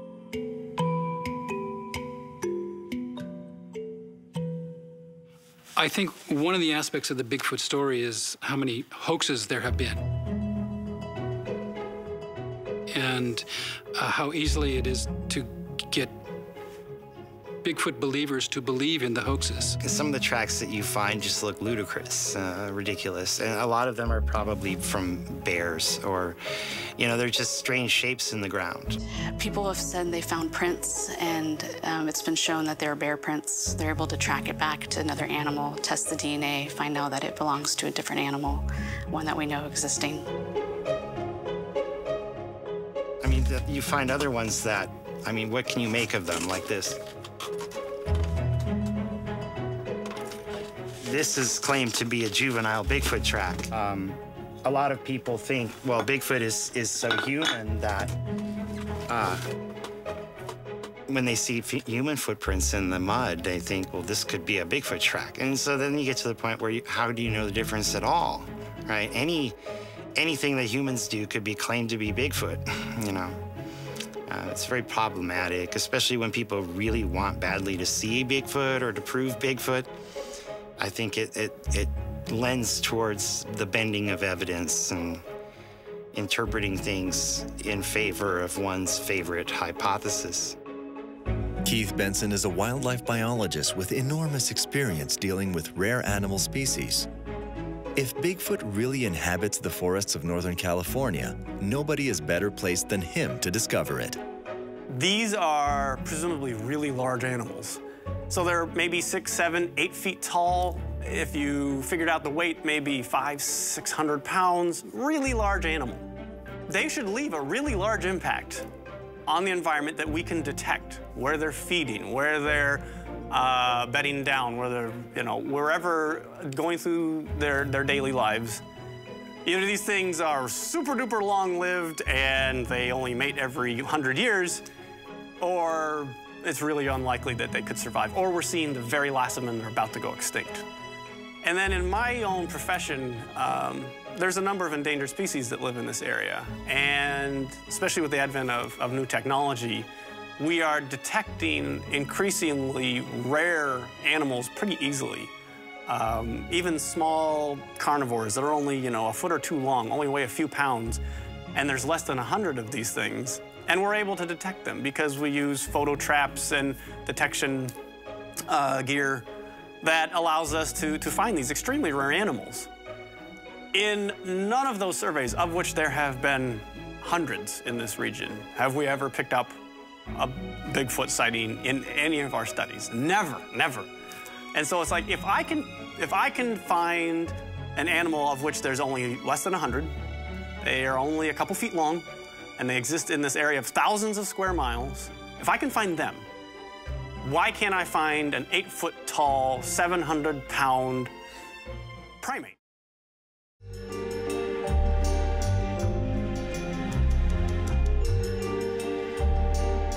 But despite all of the evidence, all of the proven hoaxes, vast numbers of people continue to believe, fueling the legend.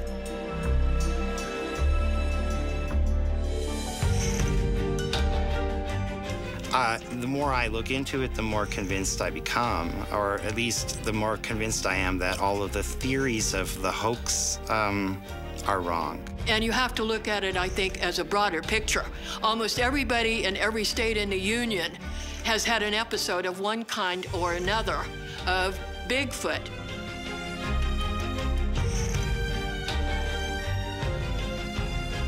The fellow who claims to be the man in the Bigfoot suit doesn't even know how to describe how to get to that film site, which is, you know, like I said, some 60 miles off into the backwoods on rugged dirt roads. And his description of the area sounds more like 6 miles off the highway. It's not convincing. There was no way that you could absolutely get in there, except like Patterson and Gimlin, who went in on horseback. For others, the Patterson and Gimlin film has serious credibility issues, and no other image of Bigfoot has been captured since the day of that fateful shooting over 50 years ago. In science, it'd be really hard to dispute a single data point. You can't.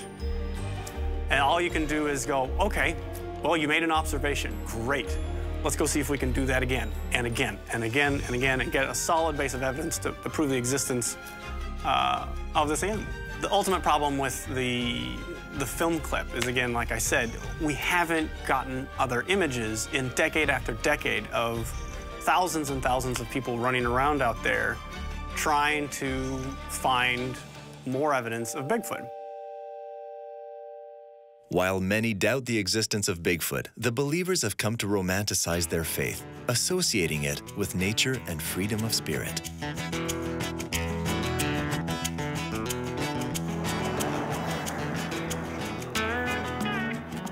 Bigfoot kind of represents the end of civilization too, you know, the thing that exists outside of it and despite it and can never be found by it, right? So it's kind of appropriate to the Bigfoot legend out here too.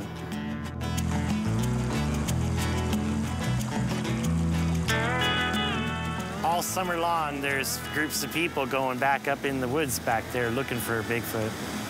Mostly just totally ordinary people.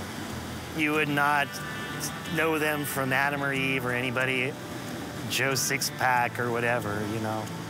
They're usually married with kids and jobs, and most of these people that come out here on these expeditions, this is like their big adventure. It's a, you know, a vacation, and they want to experience something different. 90% of the people, I would say, come and want to go to Bluff Creek where Patterson filmed.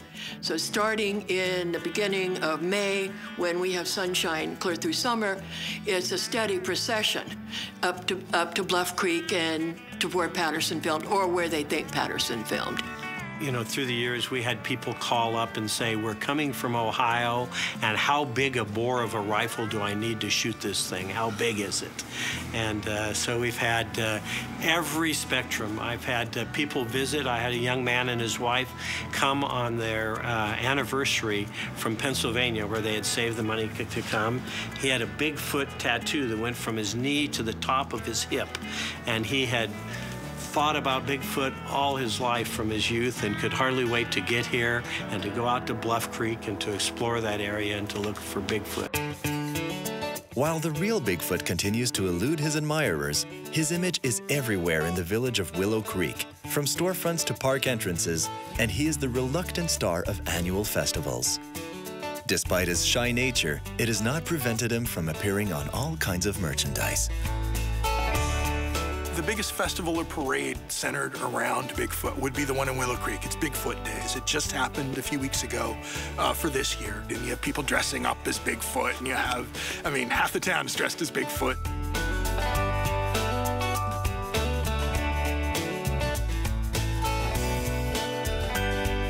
Some of the parades will have a dozen Bigfoot marching in the parade, representing casinos and representing businesses, and representing bands. So Bigfoot has been quite a phenomenon in this community.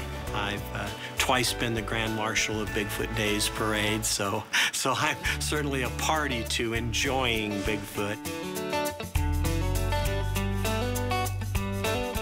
Bigfoot is a mascot for Willow Creek. If you go to the town, you'll see at least 3 or 4 large carved wooden statues of Bigfoot. There's a couple businesses named after Bigfoot. There's Bigfoot rafting. There's Bigfoot books, obviously. There are 4 or 5 big murals in town.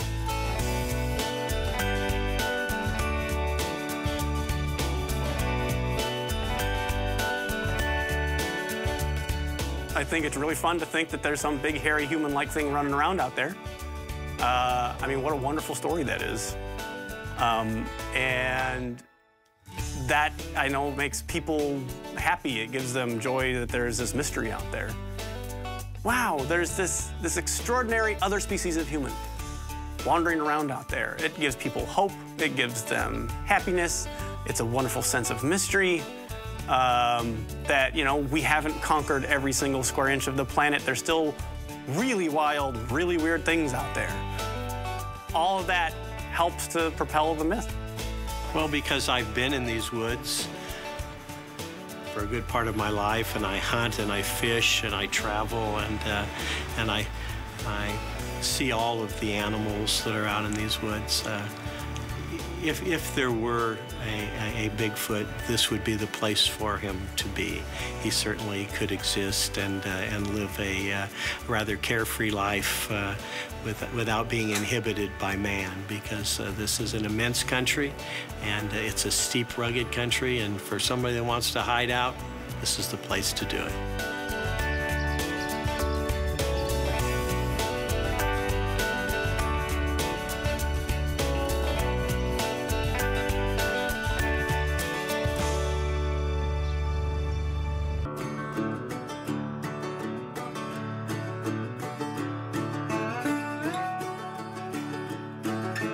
Rhinelander is a small, picturesque town in Wisconsin, a state that's famous for its museums and national parks. In the 19th century, Wisconsin's lumber industry was a leading producer of pulp and paper. Today, it's a prime destination for visitors to the northern United States. Its forests and lakes are a huge draw for tourists, but one place, Rhinelander, is a star attraction. The city is located in Oneida County, where rivers, lakes, and swamps make up about 10% of the region. Summer or winter, there's always something here to satisfy every vacationer's needs. But that's not the only reason people come to Rhinelander. According to local legend, a terrifying creature stalks these swamps and forests. Not only has it been spotted by eyewitnesses for over 100 years, but one has even been captured. I think it's out there. It's in the woods. On one of my evening strolls nearby here, as I was walking past the swampy area, I was stopped dead in my tracks. Then it dawned on me that I'm looking at a creature that is very, very unique, if not the only one of its kind.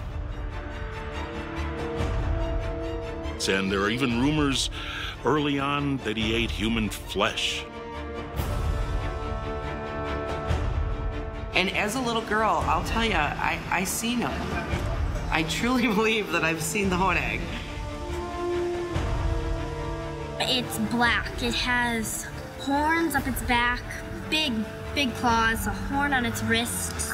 We do on occasion receive complaints, concerned citizens calling in about the mysterious creature.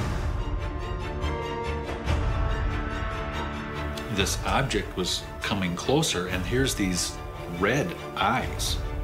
Claws. Rip the belly from any beast. It was so scary. horns running down its back. I mean, this was just this beast coming out of this woodshed. I've been actually searching for the hodag for 40 years. And the hodag came barreling out from the bushes, bit him in half, just like that.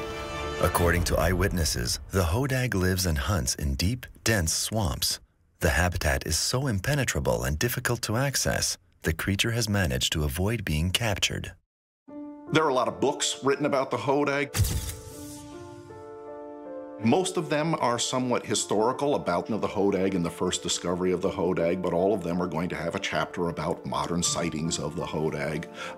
And the hodag has been showing up in the media in various places. There's a kids show that had a whole episode based upon the hodag.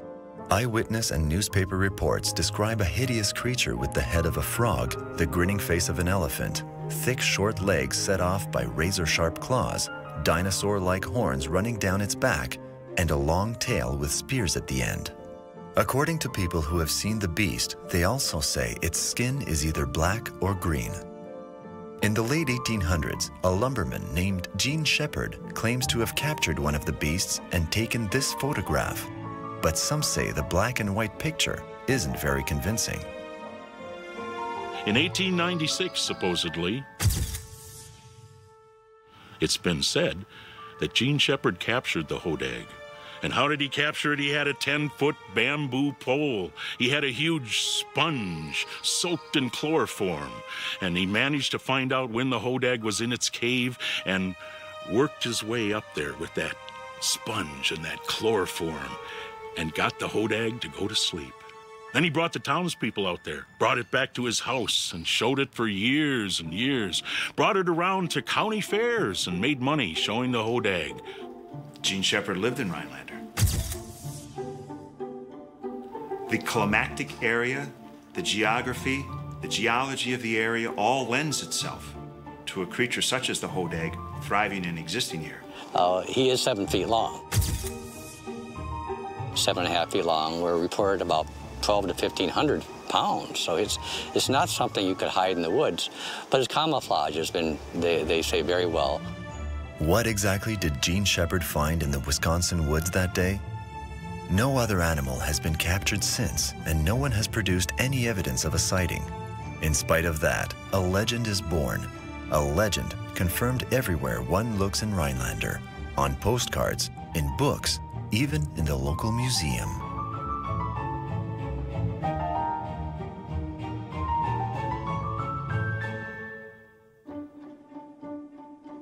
There have been people who have come forward with tales that can only, in my opinion, be interpreted as sightings of the hodag. So yes, we've had young people and we've had older people who will swear that what they heard and saw in the woods was absolutely, had to be a hodag.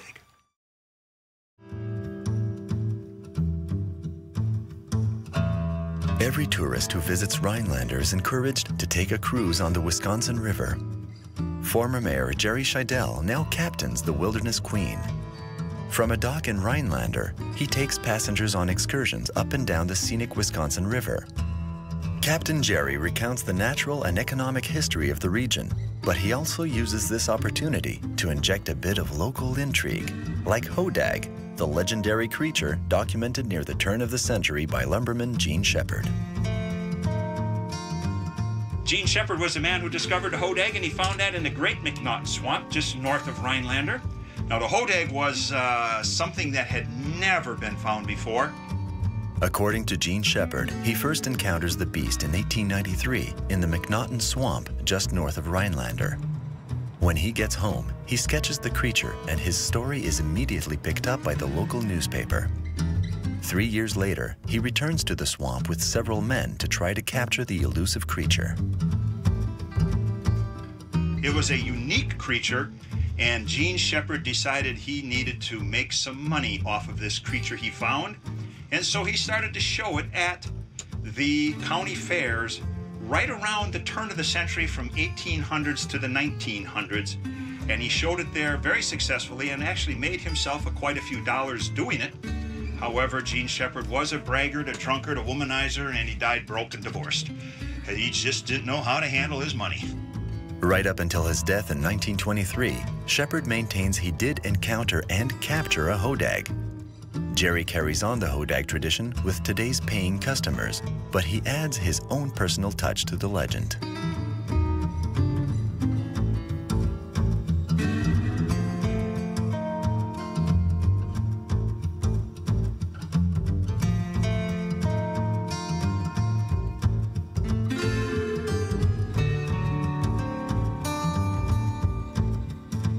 Turn it this way, Matthew. Pretty fast. And Matthew, are you from the area? Are you from here? No? Stevens Point. Stevens Point, huh? Do you know about the hodag? Oh, do you like the hodag? Has spikes on its back. Yeah. Jerry isn't just fooling around when he tells his audience that the creature exists. He really believes it, because one day, just like Gene Shepherd, Jerry came face to face with the monstrous creature. Now, I mentioned back at that island that this could be the area where a hodag would be sighted. Well, it's possible. It has water, and a hodag does enjoy some clams and mud turtles and a few water snakes, but it likes a nice swampy area. And I have to tell you, one day I was out walking in an area that was fairly swampy. And as I'm walking through the woods, I'm enjoying the beautiful evening. Going to be an evening just like today. And I'm enjoying it. I'm enjoying the peace and quiet of the walk. And all of a sudden, I am stopped short in my tracks, like dead in my tracks, because a smell assaulted my nose. A stink that could only be described as so strong it would drive a skunk off a gut pile. I mean, it was bad. I stopped. I moved forward quietly and carefully. And upon rounding a bend, I could see this apparition coming through the woods, because it was a little bit foggy that night. And here it comes walking down the pathway. And as it gets closer, I notice that its eyes were glowing green, that its nose was flaring red. And as it appeared closer and closer, all of a sudden, with cat-like agility, it sprung upon a log right in front of me. And that's when I saw the huge, huge claws. Claws so big it could rip the belly out of the biggest beast. That's when I saw the horns running down its back, ending in a fistful of those needle-sharp points at the end of its tail. And that's when I very carefully, trying not to move at all for fear of what might happen, I reached into my top pocket and I took out my iPhone, and I commenced to take as quiet a picture as I possibly could, and then without making any sudden movements, I very carefully backed away from that critter and hightailed it out of there.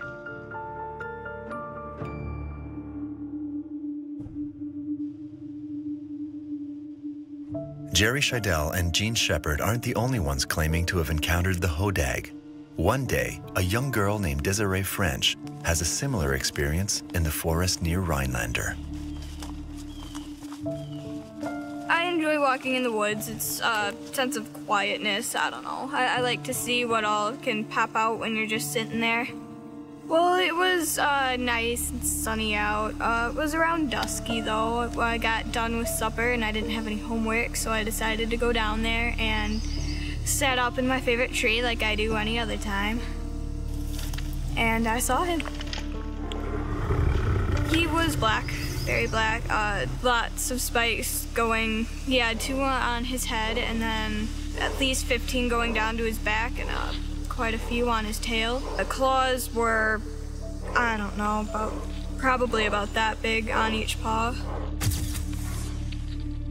He had about 3 of them and then one like on his back there. It was scary. Like I kind of froze up and then I'm like, I gotta get out of here.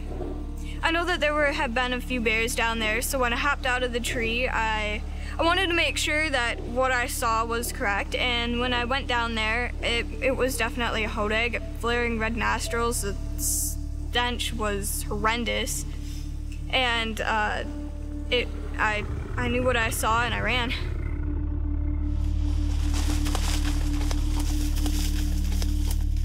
At night, I I don't go out. I know that's when he likes to go out to hunt, so I just keep away from the swamps at night. I wrote about the hodag because I'm from here, because it was a way of incorporating stories that I know. I am a hodag. My family goes back to 1890 census in Rhinelander, and a hodag's been part of my life all my life. My parents were hodags. They went to high school here. My grandparents.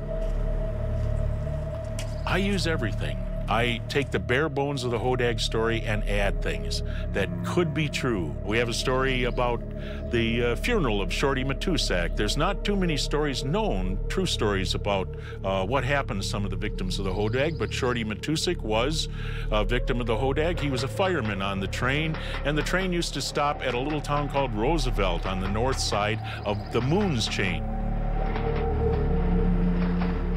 So the red light was out, the train stopped. Shorty Matusak was the fireman. There was nobody at the station. It was a dark and foggy night. He left the train, which was his mistake. He looked to see what was going on up and down the tracks, and the hodag came barreling out from the bushes, bit him in half, just like that. Now, the only thing about this is he had to be buried.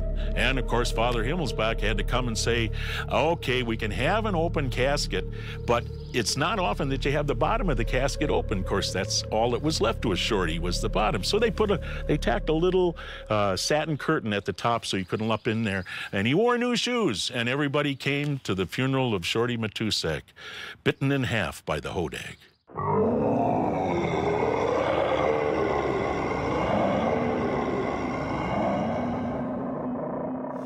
It's a family secret. We can't really tell much you know, where to see the hodag. So, you know, some people think maybe it's a hoax, but it's a family secret. It would be like telling where your favorite blueberry patch was. You just never talk about that.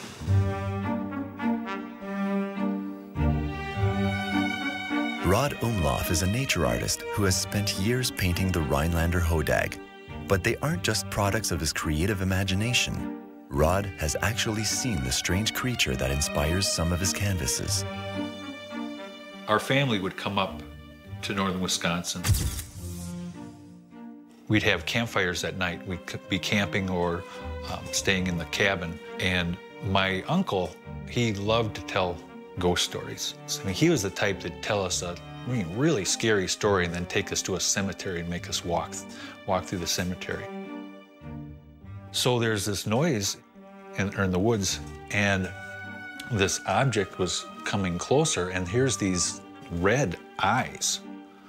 And as it got closer, it's making these noises, and it smelled bad, not like a skunk, and there's these horns out of its back, and it's making these really strange noises, and we got really scared. But we thought kind of was like, I mean, Uncle Dick's always playing these jokes, but we could tell he was not expecting this. And he picked up a rock and threw it at this creature. And, you know, thinking back, I think those red eyes were just a reflection from the campfire. But that image in my mind, you know, I was, you know, pretty young, 6, 7, but that was my first experience with the hodag. About 10 years ago, I was snowshoeing, and in the evening, I saw a group of hodags, not close, but there's a lot of dead trees, and I was up on a hill, so I was just like, unbelievable, because, you know, I'd heard stories about the hodag, but people would, you know, just talk about one, but here there's, you know, a group of them. And I wasn't sure whether to call it a herd of hodags or a pack of hodags. But that was about 10 years ago. Of course, I had to paint that. Following that early experience, Rod has childhood nightmares about the hodag. At first, he suspects his mind is playing tricks on him, or that his uncle staged the creature's appearance to frighten him. But his later sighting of a group of the creatures turns him into a firm believer. Most of the time, Rod illustrates the beast with green skin, but that's mainly for artistic effect. Rod says the animals he actually saw in the forest were darker, more like the creature Gene Shepherd and other witnesses claim to have observed. So what exactly did Rod see in the Rhinelander forest that winter? Being an artist, he would rather show than tell.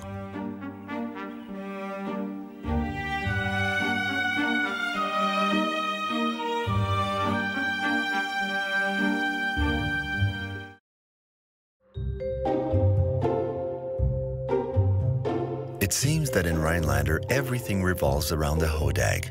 Skeptics write it off as a hoax perpetrated over 100 years ago by lumberman Gene Shepherd. But that doesn't explain why the townspeople and tourists are so willing to believe the creature is real. Well, what I found in all my time up here is there's really two types of people when it comes to believing in the hodag. There are those that just want to believe. And there's absolutely no harm in that. It's fun. It's a wonderful creature to, you know, share stories about. And then the second type are the people that are just trying to pull the wool over your eyes. Well, I'm a skeptic, so I don't think there's any proof that's out there. It's all anecdotes. If you start looking at proof, if you start looking at the scientific possibility of a hodag being there, you're not going to have that much to stand on. If you think about it, kind of one of the big mistakes with the hodag, the story as far as like the reality of it, is that the story is that there was always just one hodag. And so now, for there to still be a hodag running around out there today, there would have to be an animal that is about 170 years old that is still out there running around. If you were to look at just simply the scientific evidence of what it takes for a species to survive and the fact that we don't have any photos of them, you can add up things like it's a large creature, it would consume an incredible amount of calories to survive. Probably one of the most famous stories that Gene Shepherd came up with when he first was talking about the hodag was the stench of the creature. Well, in the fall, we have hunters that are just completely filling all of the land of around Rhinelander that are hunting. And although, you know, maybe a hodag can hide under a bush to be concealed, but if it stinks so much that you can smell it within 100 yards, you'd think sooner or later somebody would say, I smelled a hodag. I'm going to track it down. I'm going to take a picture of it. And yet I don't see any pictures, or what there are, they're staged shots. And those same skeptics ask another question. Now that everyone owns a cell phone capable of shooting photos and video, why isn't there visual evidence of a hodag? That's precisely what Jerry Shadell has with him when he sees the creature. So where is his proof?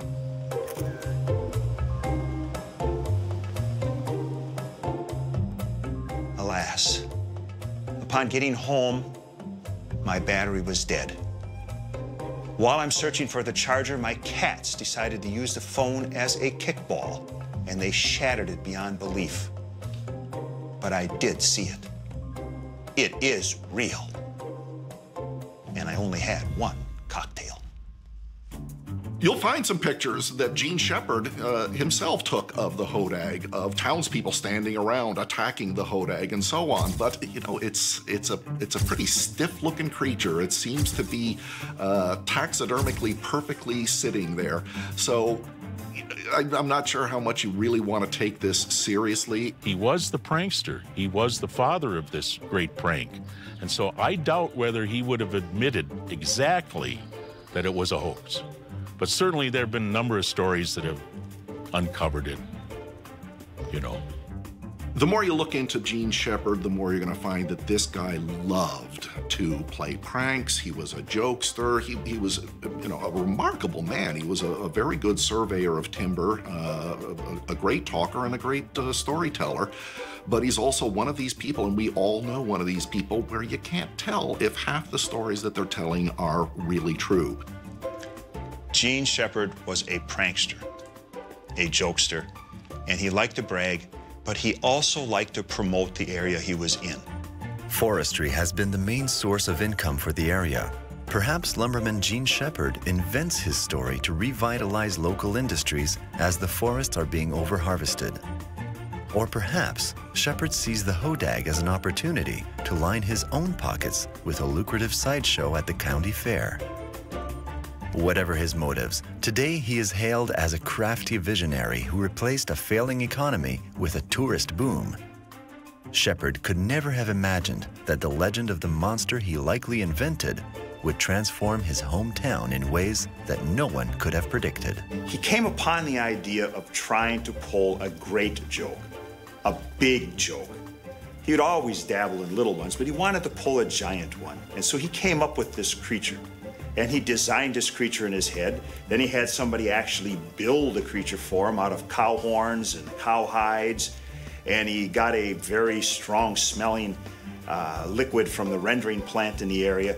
And he ended up creating this monster and then showing it to people, telling them it was the real thing, that he had found it out in the woods, that it harkens back to prehistoric times, and it's been on the planet for many, many, many years and is very ferocious. The Smithsonian Institute actually sent people up here, and that is when Gene Shepherd had to fess up that the whole thing was indeed a joke. I think that absolutely Gene Shepherd is probably, one of the first ambassadors that we've had for the Rhinelander community. He kind of put us on the map, and I don't think he probably ever intended to, and I think he probably thought this is gonna be hilarious when my friends hear this story about what I've just discovered, but he definitely has helped put Rhinelander on the map and has made a name for our community.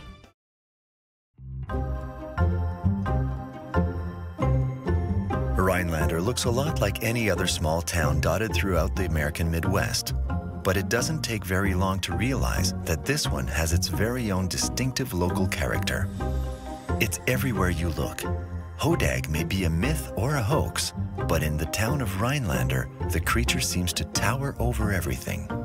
As you drive through the city of Rhinelander, you will see pictures of the Hodag almost everywhere you go, to include little statues of the Hodag itself. The Hodag has been associated with the name of Rhinelander for over 100 years now, and from my experience, it's sort of gone up and down in terms of its popularity. There was a period 15, 20 years ago where there was a controversy over whether they should paint the Hodag on one of the water towers, because we don't want to have this town become known for nothing but the Hodag. Since then, they've turned around, and the Hodag, there's a massive sculpture of it right in front of the Chamber of Commerce, and it's on the water towers, and people are proud of it.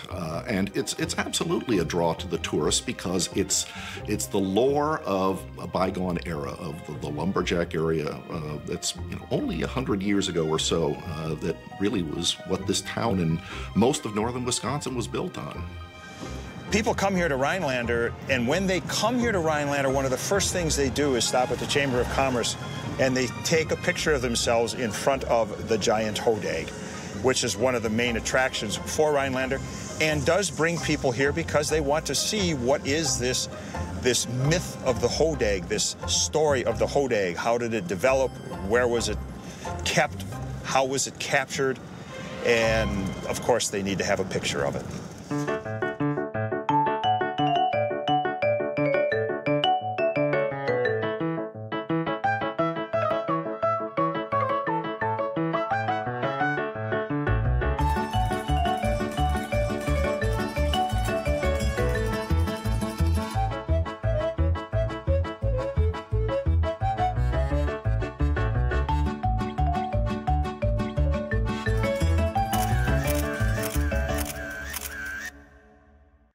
The Hodag is really one of the things that Rhinelander is known for. A lot of people from Wisconsin, if you say, oh, I'm from Rhinelander or I live in Rhinelander, they'll say, oh, home of the Hodag. We know the Hodag. We've kind of embraced the idea we are the Rhinelander Hodags. That's our high school mascot. We have the Hodag Country Festival, which is one of the largest country festivals in the state. Bringing the Hodag into everything else kind of helps keep the legend going. It's very hard to put a date when you're from here on when you heard about the Hodag. It's around you all the time. It's on every sign. It's on your tire dealership. It's on a restaurant. It's on everything. So it sort of begins when you begin. One of the big tourist attractions we have here, of course, is our Hodag Country Music Festival, where we bring in a lot of great country music stars. And then we've got other festivals that take place. Potato Fest, downtown events taking place, art fair. These are all things that take place outdoors because we have such a beautiful area to visit.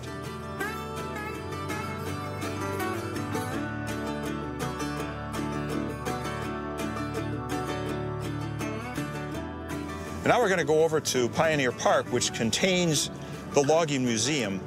And in the Logging Museum, there are artifacts and there's equipment that was used in the early days of logging up here in northern Wisconsin and specifically in the Rhinelander area.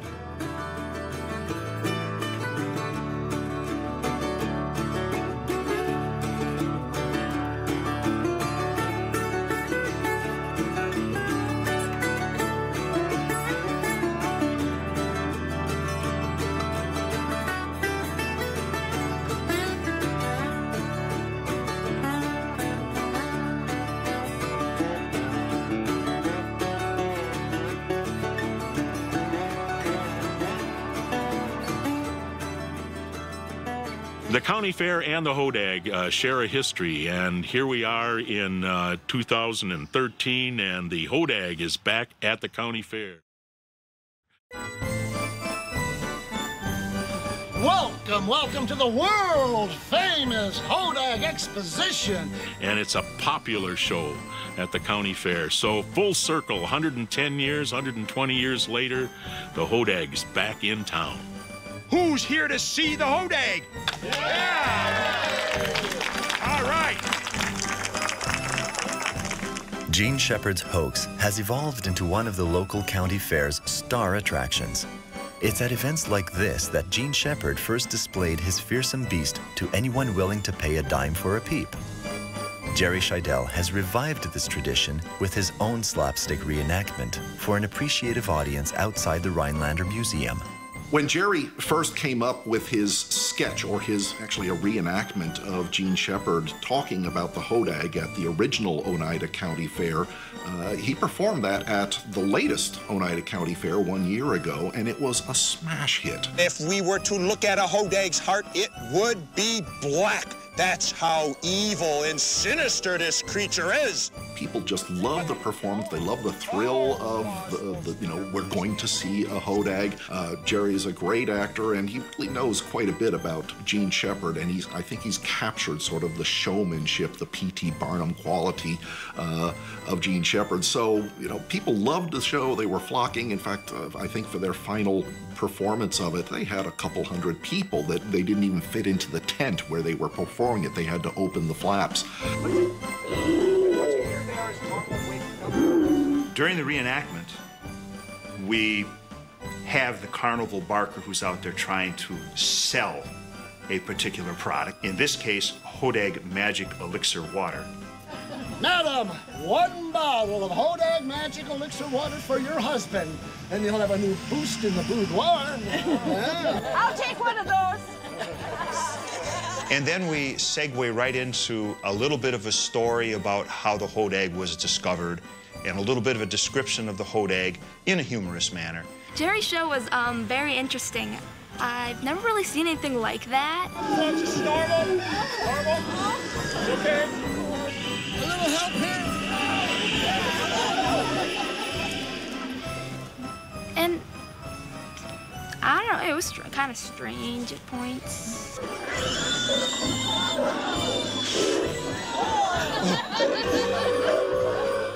So I think people loved it because it was, a touch of old-time medicine show history. And to an extent, everybody just can't wait to go into the tent to see the Hodag. On a carnival sideshow basis, if you've ever seen movies about the old circuses and the old fairs around the country, they always had the sideshows. They always had these unique things, the bearded ladies, the tall and the thin, and the skinny and the short, and all of these different sideshows that nobody believed for a minute. But they were always fun to listen to the barkers out there talking about it. And then it was always fun to go in, knowing full well you were probably going to get ripped off.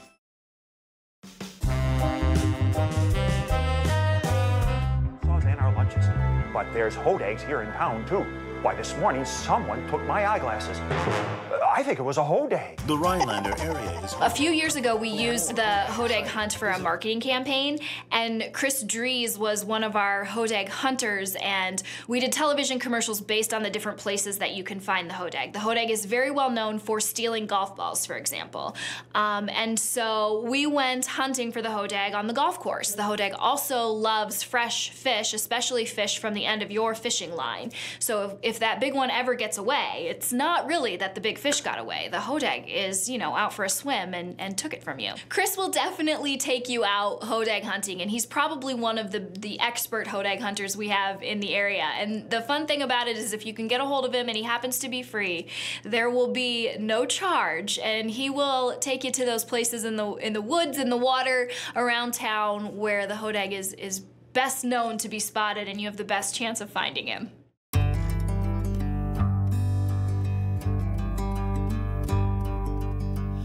There's never been a confirmed sighting of the hodag. Only, you know, rumors we have up in the north. So when I came north to northern Wisconsin, I was intrigued, as many other people have been. And I started doing some research. You know, camouflage is very good, apparently, as we can see by the hodags we have locally. The greens and the dark shadows mimic our forest very well. He may be right behind you, and you wouldn't know. His scent is much stronger than any dog.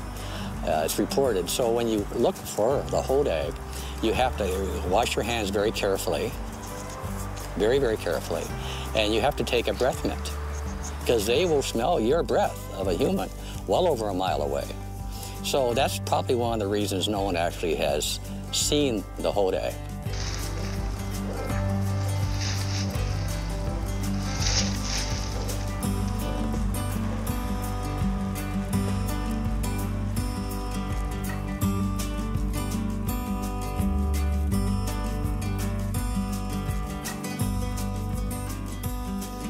This is very good hodag country. And we're also going to a swamp area, which most people don't like swamps. So the creatures that live in the swamps are somewhat protected from people who are looking for them. You have to look in unusual places for the hodag. This was made, and the stick is broken, as you can see. This was made by something.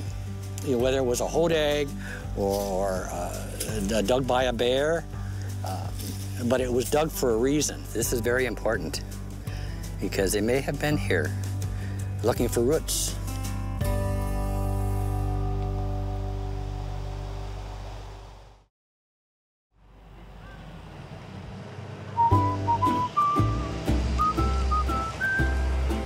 I do not think we should do any actual hunt for the hodag, because, you know, if you get out in the woods, there might be, you know, there might be real animals out there. You know, maybe there'd be a bear or some mosquitoes or something like that. And so, you know, I just think it would be more trouble than it's worth out there looking. But sometimes, you know, if guests want to hunt down a t-shirt with a hodag on it or a coffee cup, you know, something like that, like a hodag souvenir, I will tell them where to go, because they do sell those at a few places in town, and they will go hunt those on down, and they are successful every time in that hunt. I would say that there absolutely is a tie economically between the hodag and tourism, because even for people who Rhinelander may not be their final destination, that means still they might grab lunch. They're still gonna try and take home a hodag souvenir with them and say that they saw the hodag and get their picture taken. Gene Shepherd made a fair amount of money. There was one weekend where he actually, at a dime apiece, brought in $500. Now, $500, even today, it's a nice little chunk of change. Back then, it was quite a lot of money. The hodag you can find on keychains, bumper stickers. I got a little snow globe with the hodag on it. A snow globe. Anybody who has any kind of business acumen at all uses the hodag to promote their business. We have sweatshirts, we have t-shirts, we have, of course, we're in Wisconsin, so we have beer mugs, we have children's stories, so we have a whole line of merchandise called Happy the Hodag that was created by a woman who originally is from Rhinelander, and so Happy's the more children-friendly version of the Hodag. Window clings, bumper stickers, postcards, you name it. If we can put a Hodag on it, we will try.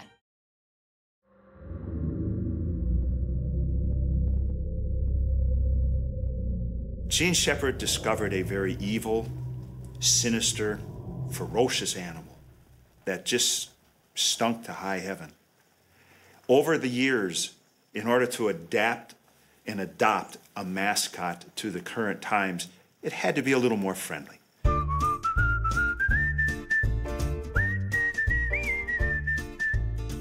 And the school, the high school, Rhinelander High School, made it the mascot.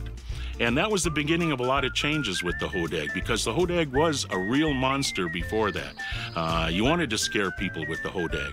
But after that, after the school adopted it, it became, well, it ate white bulldogs instead of human flesh. And only on Sundays did it eat the white bulldogs, so it was cleaned up a lot. And there's a story about how the black Hodag of the North became green. It's a simple story.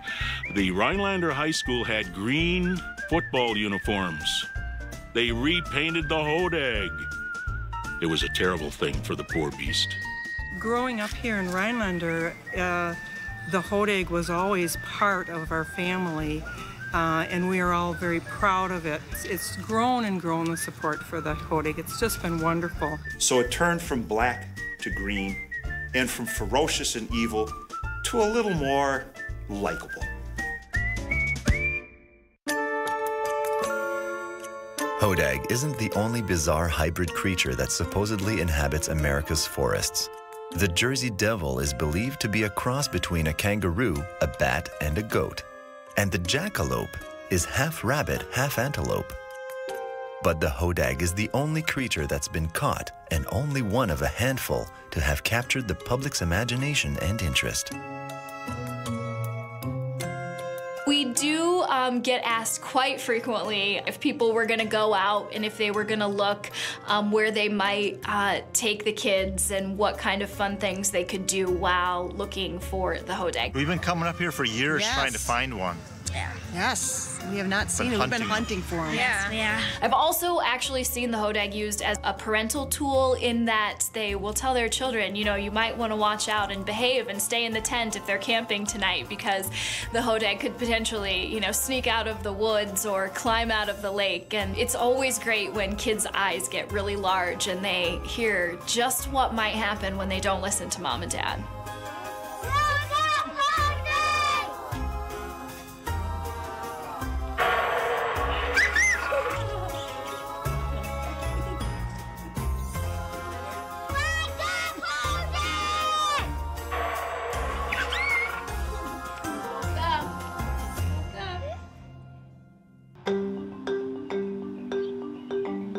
Whether anyone still believes or not, both locals and visitors all agree that the strange legend of the Hodag has left an indelible mark on this little city in the heart of Wisconsin. A mark that has put Rhinelander on the map of extraordinary places. People wonder how it is that the Hodag is alive after over 100 years. Well, it's got several reasons. The main one being it is a unique creature. There are no other mascots that look like the Hodag, that exist like the Hodag. There are no other creatures that have a myth and a story built up around them over time. And it keeps getting bigger and bigger. USA Today had a contest where you could vote online. In Wisconsin, we were considered the most unique mascot in the state. So it's an absolutely wonderful bit of lore and a great name of a creature that a lot of people have tapped into and have carried on with the myth.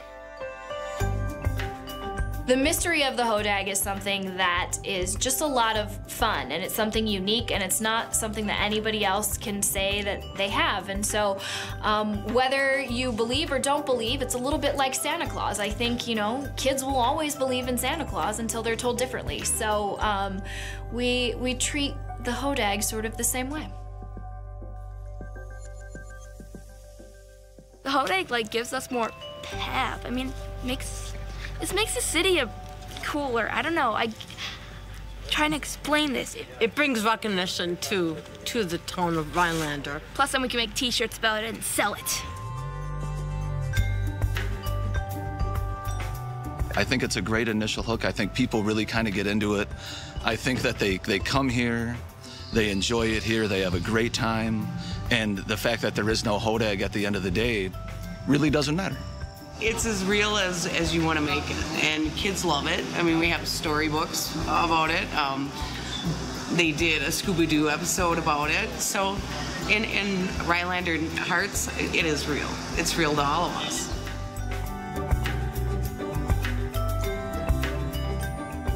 Over the years, because we have mellowed the image of the hodag down so nicely, it's just a more lovable, more mellow, more interesting creature to adopt and to like.